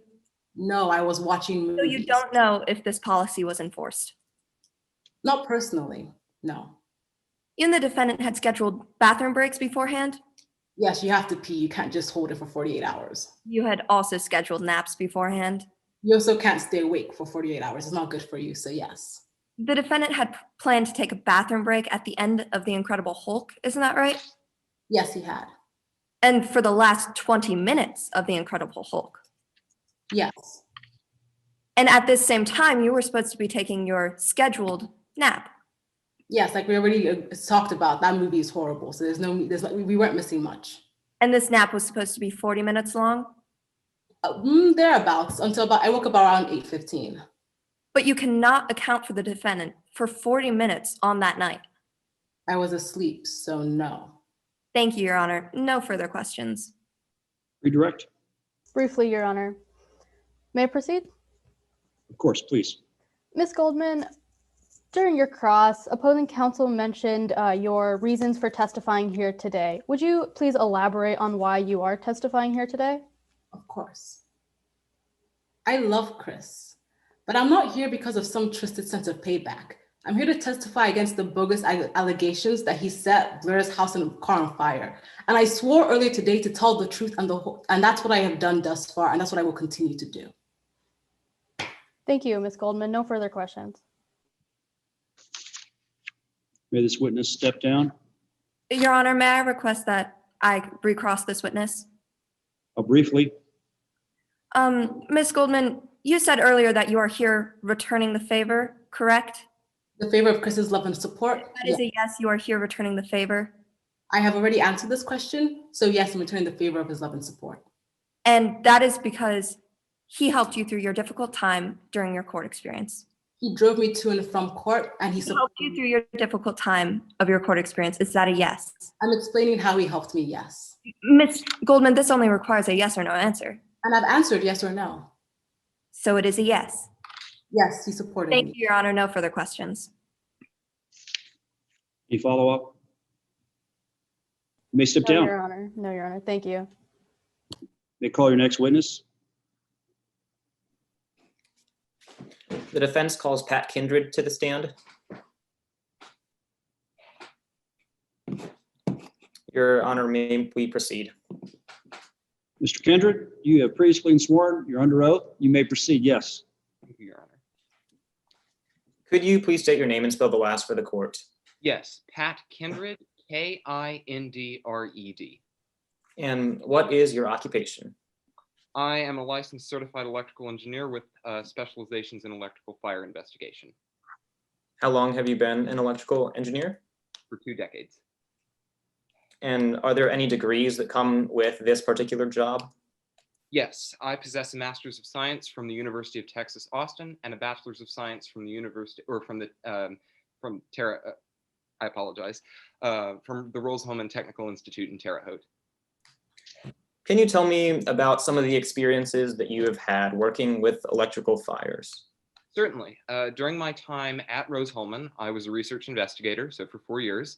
I have testified as an expert witness in state and federal courts over 50 times during the course of my career. And I additionally possess several patents relevant to the field of fail-safe circuitry. So I want to move on and talk about your investigation. Did you investigate the fire that occurred at 1196 Fall Creek Road on August 24th, 2019? I did. And what evidence did you review for this investigation? I reviewed multiple pieces of evidence. I reviewed reports by the fire marshal, photographs taken by fire marshal. I inspected photographs of the damaged and burned Porsche Taycan, photos by technical investigators and neighbors. I conducted a bench download of the Taycan's electronic data recorder, and I viewed videos obtained from a local news affiliate of the incident. Now, from your expert standpoint, what was the nature of this investigation? This was a scientific investigation. And why was a scientific inquiry required for this particular case? So scientific inquiry is required when there are multiple hypotheses of what caused a certain incident, in this case, the fire that occurred at 1196 Fall Creek Drive. Scientific inquiry utilizes scientific investigation, which in turn utilizes testing, trial and error hypotheses, changing out your viewpoints in order to find the most plausible cause of something. Now, let's move on to the inspection of the home. Did anything prevent you from performing a full, detailed analysis of the house's electrical system? Yes, sometime after the fire, scrappers removed a length of copper wiring from the electrical system. Now, you mentioned that you reviewed the fire investigator Jess Maldonado's report. I did. In your opinion, were the fire marshal's statement compliant with characteristics of scientific inquiry? In my opinion, they were not. And why would this be? These are statements by the fire marshals and Mr. Maldonado. They are technical investigators. Technical inquiry utilizes only the evidence that is present. It does not utilize the scientific method to draw alternate hypotheses and conclusions. It only attempts to draw a conclusion from the evidence that is there. So, to begin with your analysis, what caused the fire at Blair Rogers' home? My belief is that the fire was caused by an overcharged situation on the Porsche Taycan's battery. And how do you think that this happened? The most probable explanation for this is that an excess of electrical current entered the battery, which in turn a significant amount of electrical energy passed through the electrolytic solvent of the battery, which is highly flammable. This caused the solvent to heat up and eventually ignite, causing thermal runaway in which each successive cell of the battery ignites and eventually the entire battery goes up in flames. Aren't there supposed to be safety measures for something like this happening? Indeed, there are. Such safety measures include as is relevant to my expertise, fail-safe circuitry. One of those pieces of equipment would be a fail-safe circuit breaker. So how come Blair Rogers' car overheated then? A fail-safe circuit breaker was not present along the electrical system. So you're saying that if a lithium-ion battery in Blair's car overheated, that nothing would stop that heat from spreading? I said that it's actually further back along the line. Nothing would impede that electrical current from entering the battery in the first place. Now, you mentioned that you investigated the Porsche's electronic data recorder. Was there any suggestion from this recorder that an electrical fire had occurred? Yes, the bench download that I conducted revealed an OC8 fault code had been recorded. Can you summarize for the court the sequence of events that led to this electrical fire? Certainly. My analysis revealed that the most likely explanation was an electrical current, a large electrical current, unimpeded by a thermal circuit breaker or any other significant source of resistance, entered the battery compartment of the Porsche Taycan. This overheated the electrolytic solvent as it converted it to thermal energy. The electrolytic solvent eventually ignited, and with it the battery and eventually the car. Did you consider alternate hypotheses for your investigation? Of course, I'm a scientific investigator. That is required of me. I considered every other hypothesis that I saw possible, and that includes arson. And outside the scope of the witness's expertise, may I be heard? Yes. Okay. Your Honor, the witness has established his background as an electrical engineer, an electrical fire investigator. However, he has laid no prior foundation for his certifications or qualifications as an arson investigator, and therefore he cannot disregard these findings as he has no background in specifically pertaining to arson, just fires in general. Your Honor, if I may respond. Please. He is an electrical fire engineer. If he can determine that the fire was an electrical fire, he has determined that it's not an arson. Therefore, he is capable of figuring out that it's not an arson. May I respond, Your Honor? Yes, sir. Your Honor, the witness testified that he considered possible alternative possible conclusions. However, as he is not an arson investigator, he cannot consider properly all the possibilities of arson because he has no background specifically pertaining to arson. Therefore, his background should simply extend to electrical fires. And therefore, if he finds evidence that coordinates his findings, then he can bring that up, but he cannot testify as to the absence of evidence for arson. The objection, excuse me, the objection's noted, the objection's overruled, and I'll permit you to make any inquiry on cross-examination. You may proceed. Thank you, Your Honor. So how did you determine that the fire was not an arson?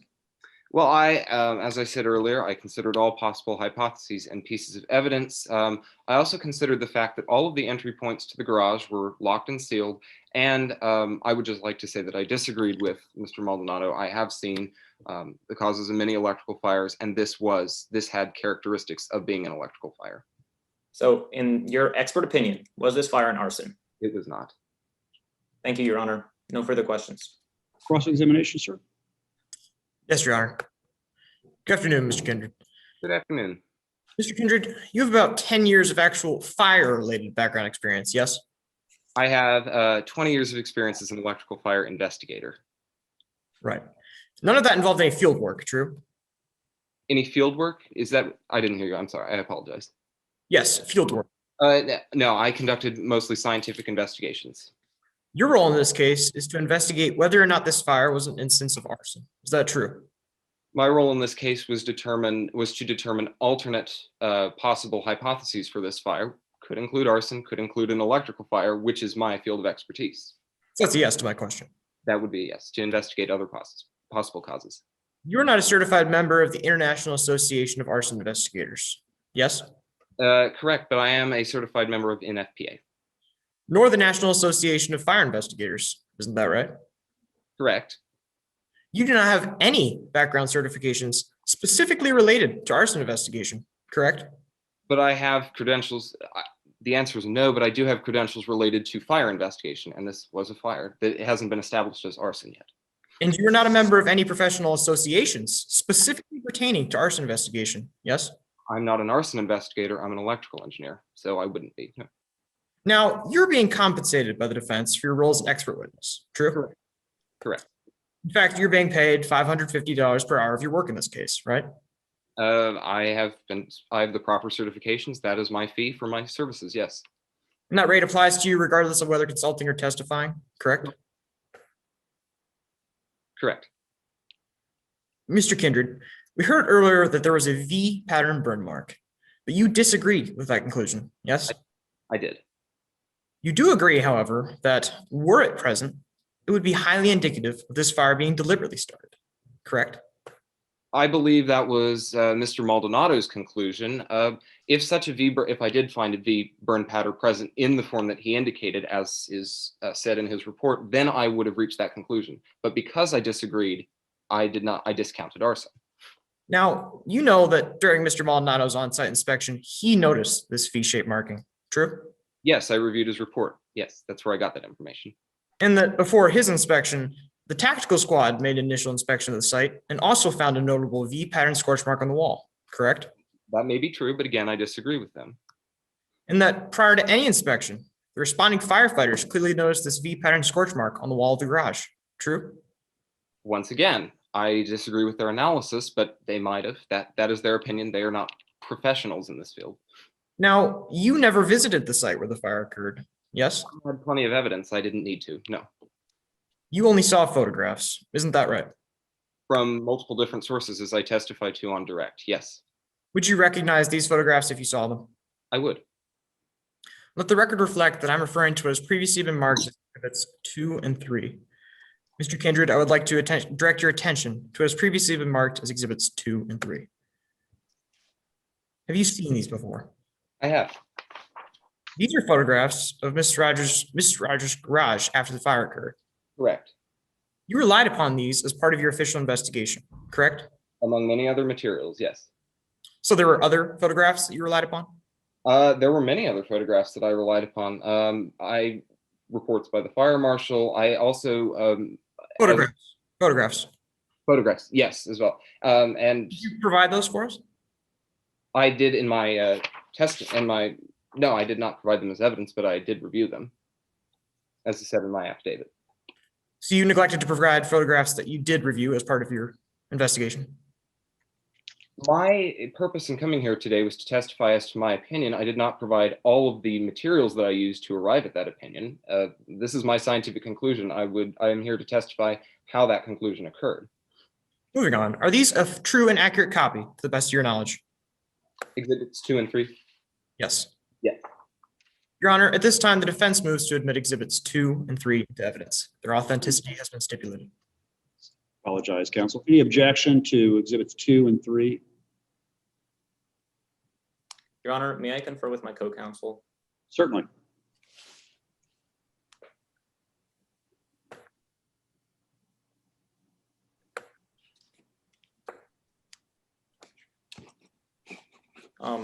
I would like to object. In the basis? Relevance. These pictures are not full and complete of the garage, and therefore they paint an incomplete picture of what actually happened. Permission to respond, Your Honor. Counsel, are you finished? I was finished. Okay. Yes. Your Honor, that is precisely the reason I'm bringing them up today, as they go to the credibility of this expert's testimony, as they are part of his official investigation. And therefore, I believe that they go to relevance because they are used as part of his investigation. So exhibits 2 and 3, each admitted over objection. You may proceed. Thank you, Your Honor. So this is all you ever saw of the actual garage site, correct? This was all I needed to see. And based on these photographs, you disagreed with all the on-site findings of this V marking. Is that true? With these photographs and multiple other pieces of evidence, including Mr. Maldonado's report. Mr. Kindred, regarding your findings, you conducted a bench download of the Tycon's salvaged electronic data recorder. EDR. Correct. True? Correct. On it, you discovered an OC8 fault code, yes? Correct. An OC8 fault code is the fault code for significant overcharge overheating of the car's battery, correct? Correct. However, you also state in your report that Porsche may not have fully worked out the kinks of the Taycan's newly installed EER system. Is that true? Porsche is a highly valued German electrical or a German engineering company. I wouldn't want to call their expertise into account. It's possible, but that would require calling the credibility of the whole establishment into account. And you would agree that an OC8 fault code could have theoretically been registered by an external fire in the garage. Isn't that right? If such a fire were present, theoretically, yes. No further questions, Your Honor. Any additional questions? Yeah, I would like to do a redirect. You may proceed. Mr. Kindred, did you look at any pictures other than the exhibits 2 and 3? I apologize, it was muted. I reviewed multiple other pieces of evidence, some of them photographic, including, as I said, the videos obtained of the incident by a local news affiliate. And what other pieces can you explain that you reviewed? Pieces of evidence? Yes. So as I said previously on direct, I reviewed the reports by the fire marshal and the team of technical investigators. Exhibits 2 and 3 are the inspection pictures of the burned Porsche Taycan, further photos by technical investigators and neighbors, videos from the local news affiliate CBS, and the bench download of the data recorder. Thank you, Your Honor. No more questions at this time. Any further recross? Yes, Your Honor. Mr. Kindred, as you said, you neglected to provide these other photographs that you relied upon as part of your official investigation to the court? As I said before, I came here to testify on the part of my conclusion, not on the materials that I utilized to do so fully. So, because you've already stated your conclusion, you didn't think it necessary to provide the reasons you reached this conclusion? No, because they were the vehicle by which I reached my conclusion, not the conclusion itself. Thank you, Your Honor. No further questions. Are we finished with this witness, gentlemen? Yes, Your Honor. Very well. You may step down, sir. Am I correct? Go ahead, please. My apologies, Your Honor. I was going to say the defense now rests. I was about to ask you that. Thank you for answering that question for me. And this concludes the presentation of evidence. Counsel, is that correct? Yes, Your Honor. It's my understanding, Ms. Fay, you will argue for the state. Ms. Edwards, you will be arguing for Ms. Johnson. Is that also correct? Yes, Your Honor. Yes, Your Honor. Thank you, counsel. What we're going to do is we're going to take a 2-minute break in place to give you two an opportunity to reboot. I'll ask the timekeepers to start in just a moment, 2 minutes. I'll start my watch, and then I'll reconvene everybody at 2, and we'll proceed with prosecution's closing arguments. So please don't leave where you are. Don't leave the cameras, okay? So 2 minutes starts now. Thank you, Your Honor. Thank you, Your Honor. I think our 2 minutes has expired, unless I get an objection from the official timekeepers. Is the state ready to argue? The state is ready to proceed, Your Honor. Is counsel for the defendant ready to proceed? Yes, Your Honor. Very well. Very well. The state may proceed with its closing argument. Your Honor, members of the jury, may it please the court. It takes fuel to start a fire. You heard today that Miss Rogers' house was decimated by a fire on August 24th, 2019. Now, you heard about two types of fuel today. The first was the physical fuel, diesel fuel, the most popular accelerant among arsonists. It was found at the scene and was not put there by Miss Rogers.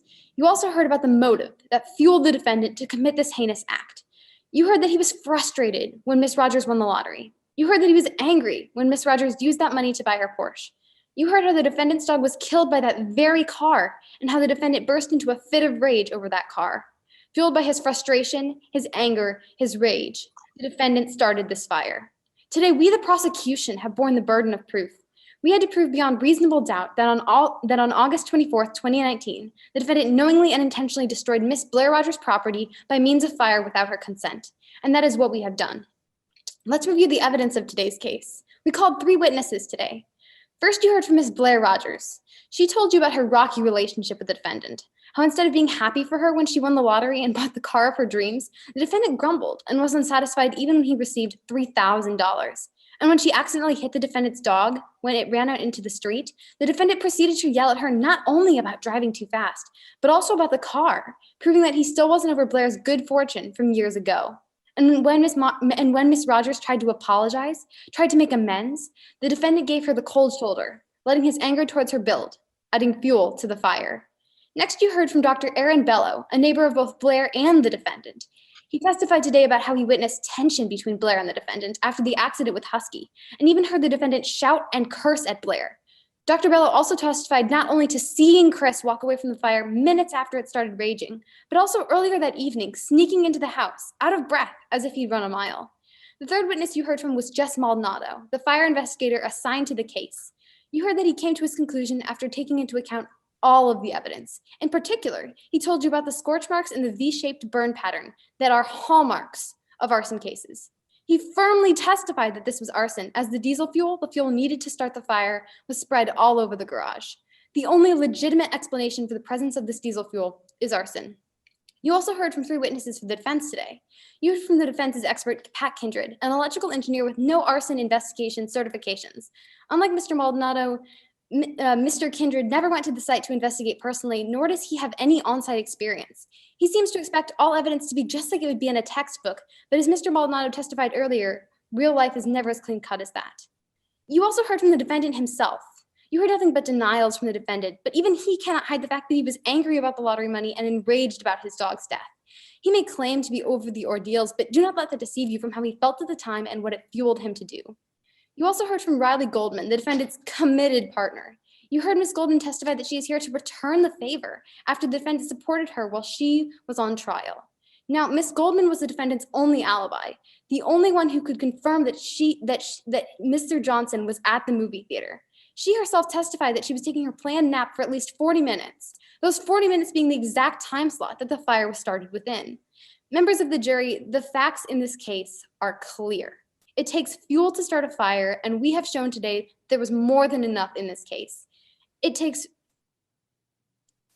Chris Johnson, fueled by his anger, his frustration, and his rage, planned to take revenge on Blair the night he thought he had an airtight alibi. We, the prosecution, have proved beyond reasonable doubt that Chris Johnson, fueled by his anger and hatred for Miss Rogers, knowingly and intentionally set fire to her property without her permission or consent. Therefore, we ask you, the jury, to find him guilty. Thank you. The defense may proceed with its final argument. Thank you, Your Honor. Reasonable doubt. What does it mean to believe something beyond a reasonable doubt? In today's case, the existence of any doubt in your mind demands that you as jurors acquit Chris Johnson. The prosecution had to prove Chris guilty to the exclusion of all reasonable doubt. And as we review the evidence presented today, you will find that such reasonable doubt not only exists, but indeed that it pervades the prosecution's argument. Ladies and gentlemen of the jury, as you go to deliberate, don't forget, the prosecution is asking you to believe that Chris Johnson snuck out of a movie theater, ran the mile in a cumbersome superhero costume to his best friend's house, changed clothes, and somehow lit a fire in the garage without leaving any signs of forced entry. They are asking you to believe that he stayed there for an entire hour waiting for the house to burn and then snuck back into the movie theater despite the theater preventing re-entry and without his girlfriend noticing once. And they are not just asking you to believe this, but to believe this beyond a reasonable doubt. But the prosecution has failed to prove this beyond a reasonable doubt. There are countless points of doubt in the prosecution's argument, but there are 4 that I want you to remember as you as jurors go to deliberate. 1, the faulty expert evidence. Fire investigator Jess Maldonado insisted he saw V-shaped burn marks where there were none. He left the scene unsecured for 3 days, causing vital evidence to be destroyed. As Pat Kindred testified, Jess Maldonado blatantly ignored the signs that pointed to an accidental electrical fire over arson.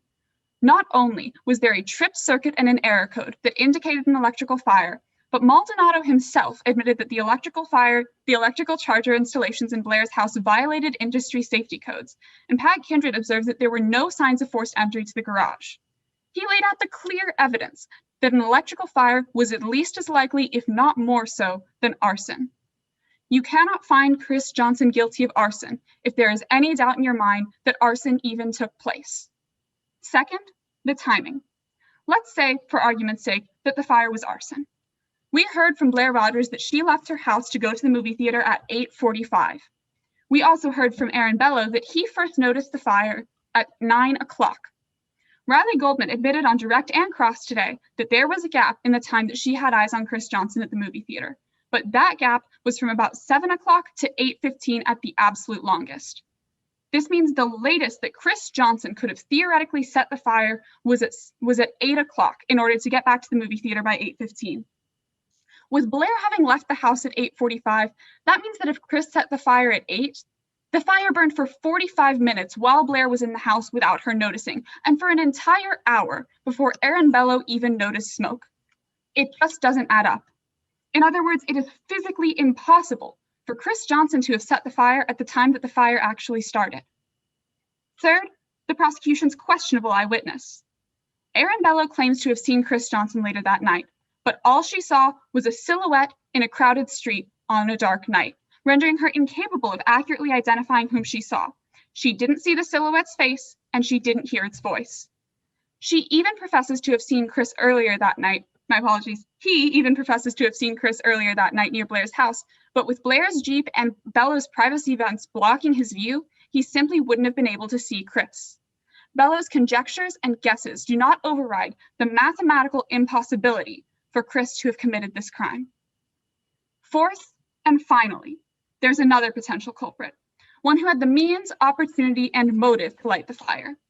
As Blair Rogers testified today, she had a huge amount of student debt, and she stood to make a great deal of money off of the fire. Jess Maldonado found in his investigations that the belongings damaged in the fire were overinsured by $145,000, meaning that Blair's house and car were worth $145,000 more to her in ashes than they were standing. All of her personal effects and school things were packed away in her Jeep, conveniently unharmed by the fire. And she was still in the house at 8:45, the time the fire would have been set, and then immediately left, giving her an opportunity to stash any evidence away before the scene was investigated. Whether through faulty electrical installations or whether she lit a flame herself, all of the evidence heard today suggests that Blair Rogers is a far more likely culprit than Chris Johnson. The prosecution has failed to even prove that arson occurred. And even if it did, the timing and motives simply don't align with Chris as the guilty party. They had to prove him guilty beyond a reasonable doubt, and they failed to do so. Ladies and gentlemen of the jury, my client has been wrongly accused, and for that reason, we, the defense, ask you to find Chris Johnson not guilty of both counts of arson. Thank you. Counsel for the state, counsel for defendant, excellent presentations. Thank you, witnesses. Oh, excuse me. Yeah, I know. I forgot to ask for time. I forgot to reserve time for a rebuttal, but may I have one? I think you have some time left, so please. Yeah. May I inquire, though, how much time I have left from my timekeeper? You have 1 minute and 4 seconds. Thank you. Did you hear that? I did. Okay. Your Honor, members of the jury, the defense has told you that you must give the defendant the benefit of the doubt, but in reality, there was no one else it could have been. Ms. Rogers had nothing to gain from the loss of her grandparents' house and everything to lose. The defense has still provided no explanation for the presence of diesel fuel.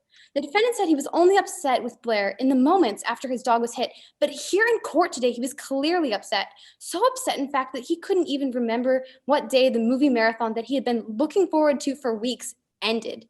He also said that he hoped Miss Goldman would testify for him, which leaves only more questions. Why wouldn't she, his only alibi, testify? What reason would Mr. Johnson have to believe that his only alibi could testify against him?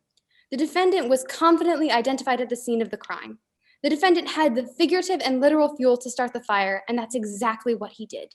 We ask you to find him guilty. Thank you. Again, thank you, counsel. Thank you, witnesses. And I apologize, counsel. I should have asked you how much time you were reserving for rebuttal. Excellent presentation by all counsel for the state and all counsel for the defense.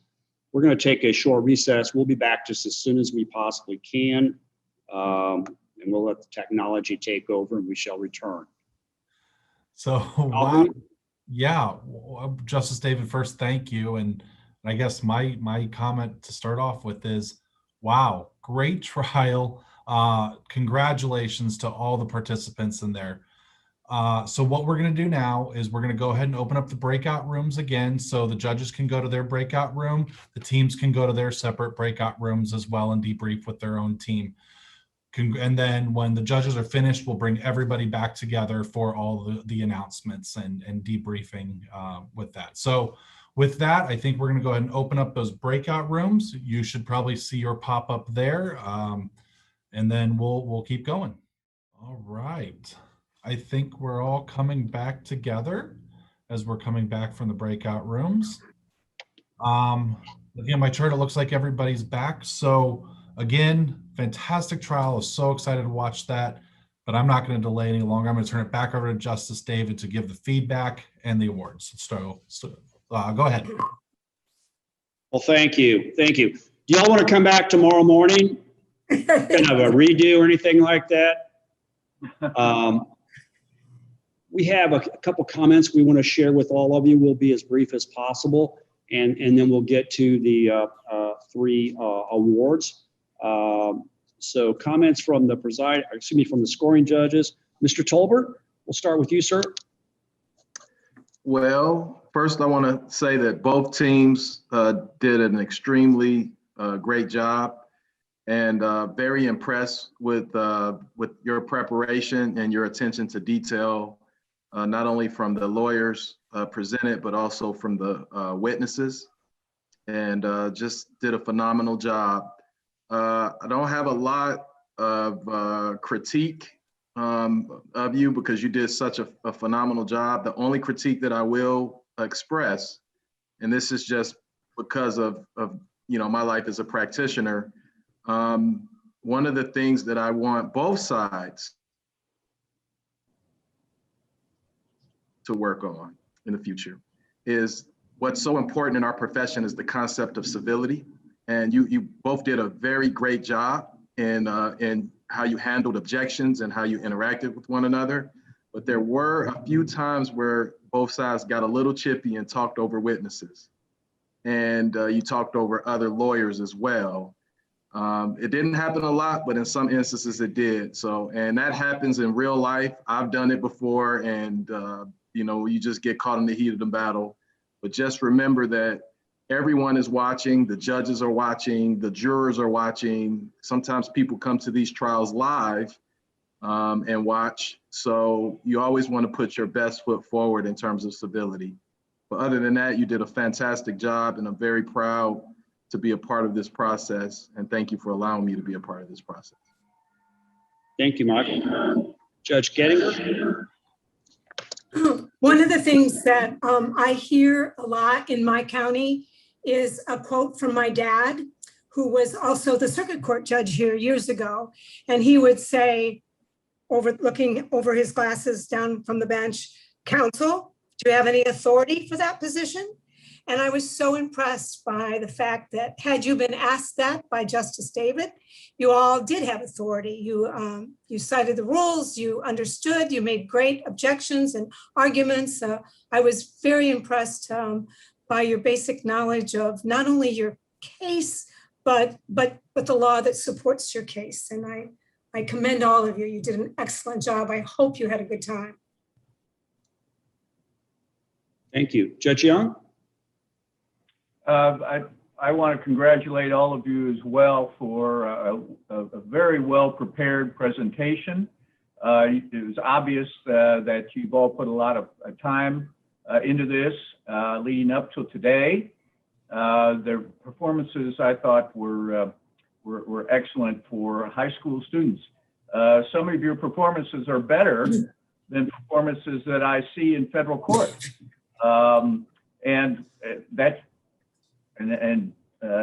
All the other judges will support me on this. That all goes down to preparation. If you're prepared, you can usually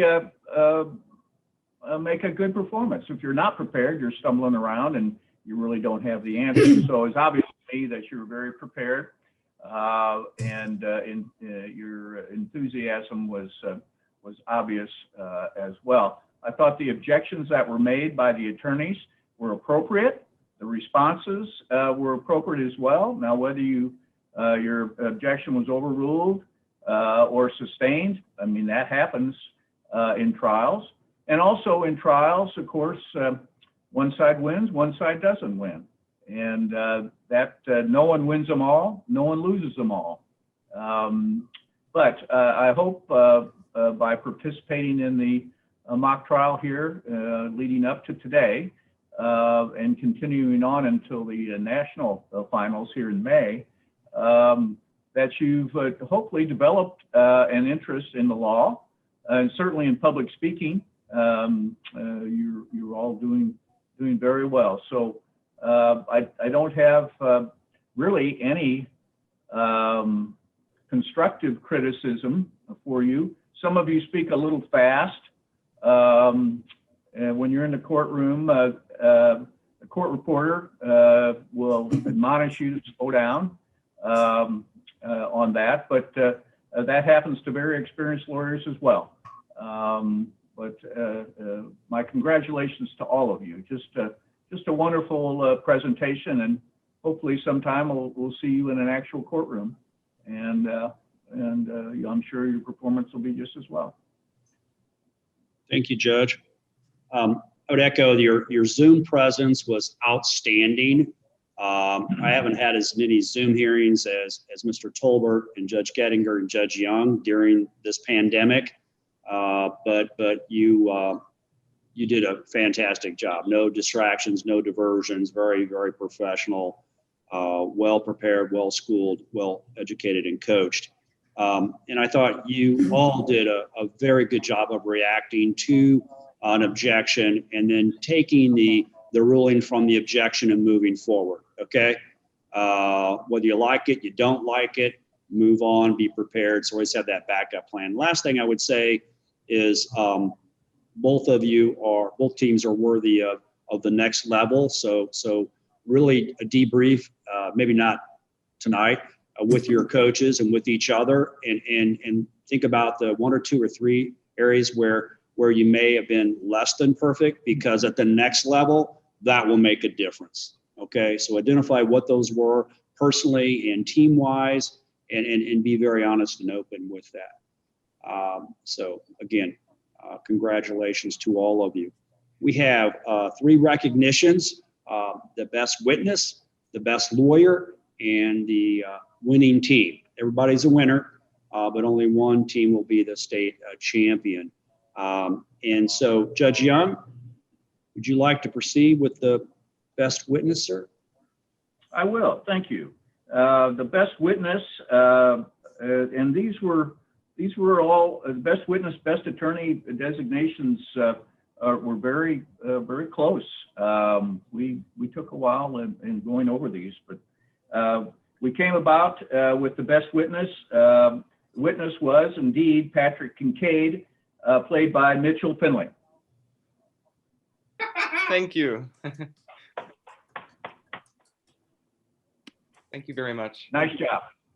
Congratulations. And you have best a great lawyer? engineering career.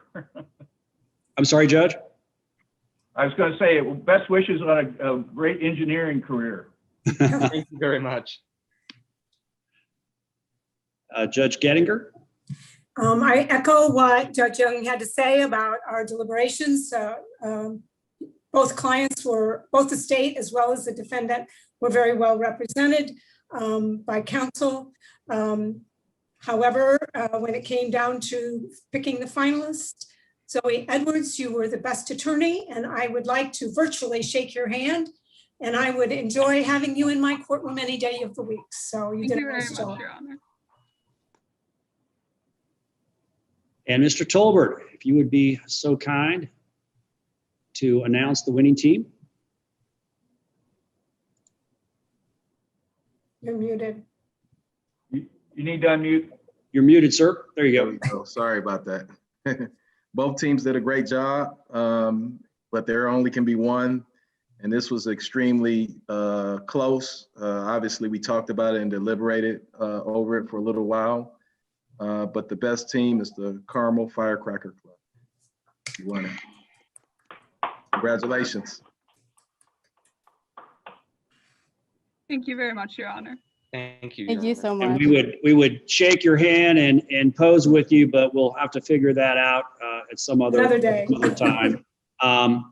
Understand that the finals will be held, the national finals will be held here in Evansville virtually, in Judge Young's courtroom, and Judge Young is the co-chair, and so some of us will actually be in Evansville. It is possible that Indiana could have more than one team. It is possible Indiana could have two teams. So understand that the number one team and the second place team need to maintain their A game and be prepared to enhance that A game to their A+ game. To the extent possible, if you coordinate with your coaches, I would be happy and honored to conduct a Zoom lunch with you and your coaches if you'd like that. And if you are all together safely and your preference, I would be happy to pay for that lunch wherever you all are and participate via Zoom myself. So whatever you want to do that's consistent and appropriate and approved by your coaches and your parents and the schools, I'd be happy to do that. So Judge Young, any final thoughts, sir? No, job well done to all of you. You all have a very bright future, and it's gratifying to me to know that your generation is going to keep our society going on just very, very, very well. It's the oldsters like me, and I'm a little older than Justice David, but and I'm a little older than Nancy, Judge Gettinger as well, I'm sure. But in any event, we're very confident and gratified that young people like yourselves take such an opportunity to participate in these types of trials, and you're going to do just fine in the future. We'll see you in Evansville virtually in May, and good luck to you. Good luck. Thank you. Well done. Fantastic. Thank you again. Trinity team would like to say thank you to all of the judges who judged today, and congratulations to the Carmel team. So. Yeah, absolutely. I'm going to step in here too. First of all, congratulations to all the students on Trinity High School. It was a fantastic run all the way through the regionals and through the state competition. You guys did an excellent job. Congratulations to the Carmel High School students as well on your achievements and accomplishments in winning the competition.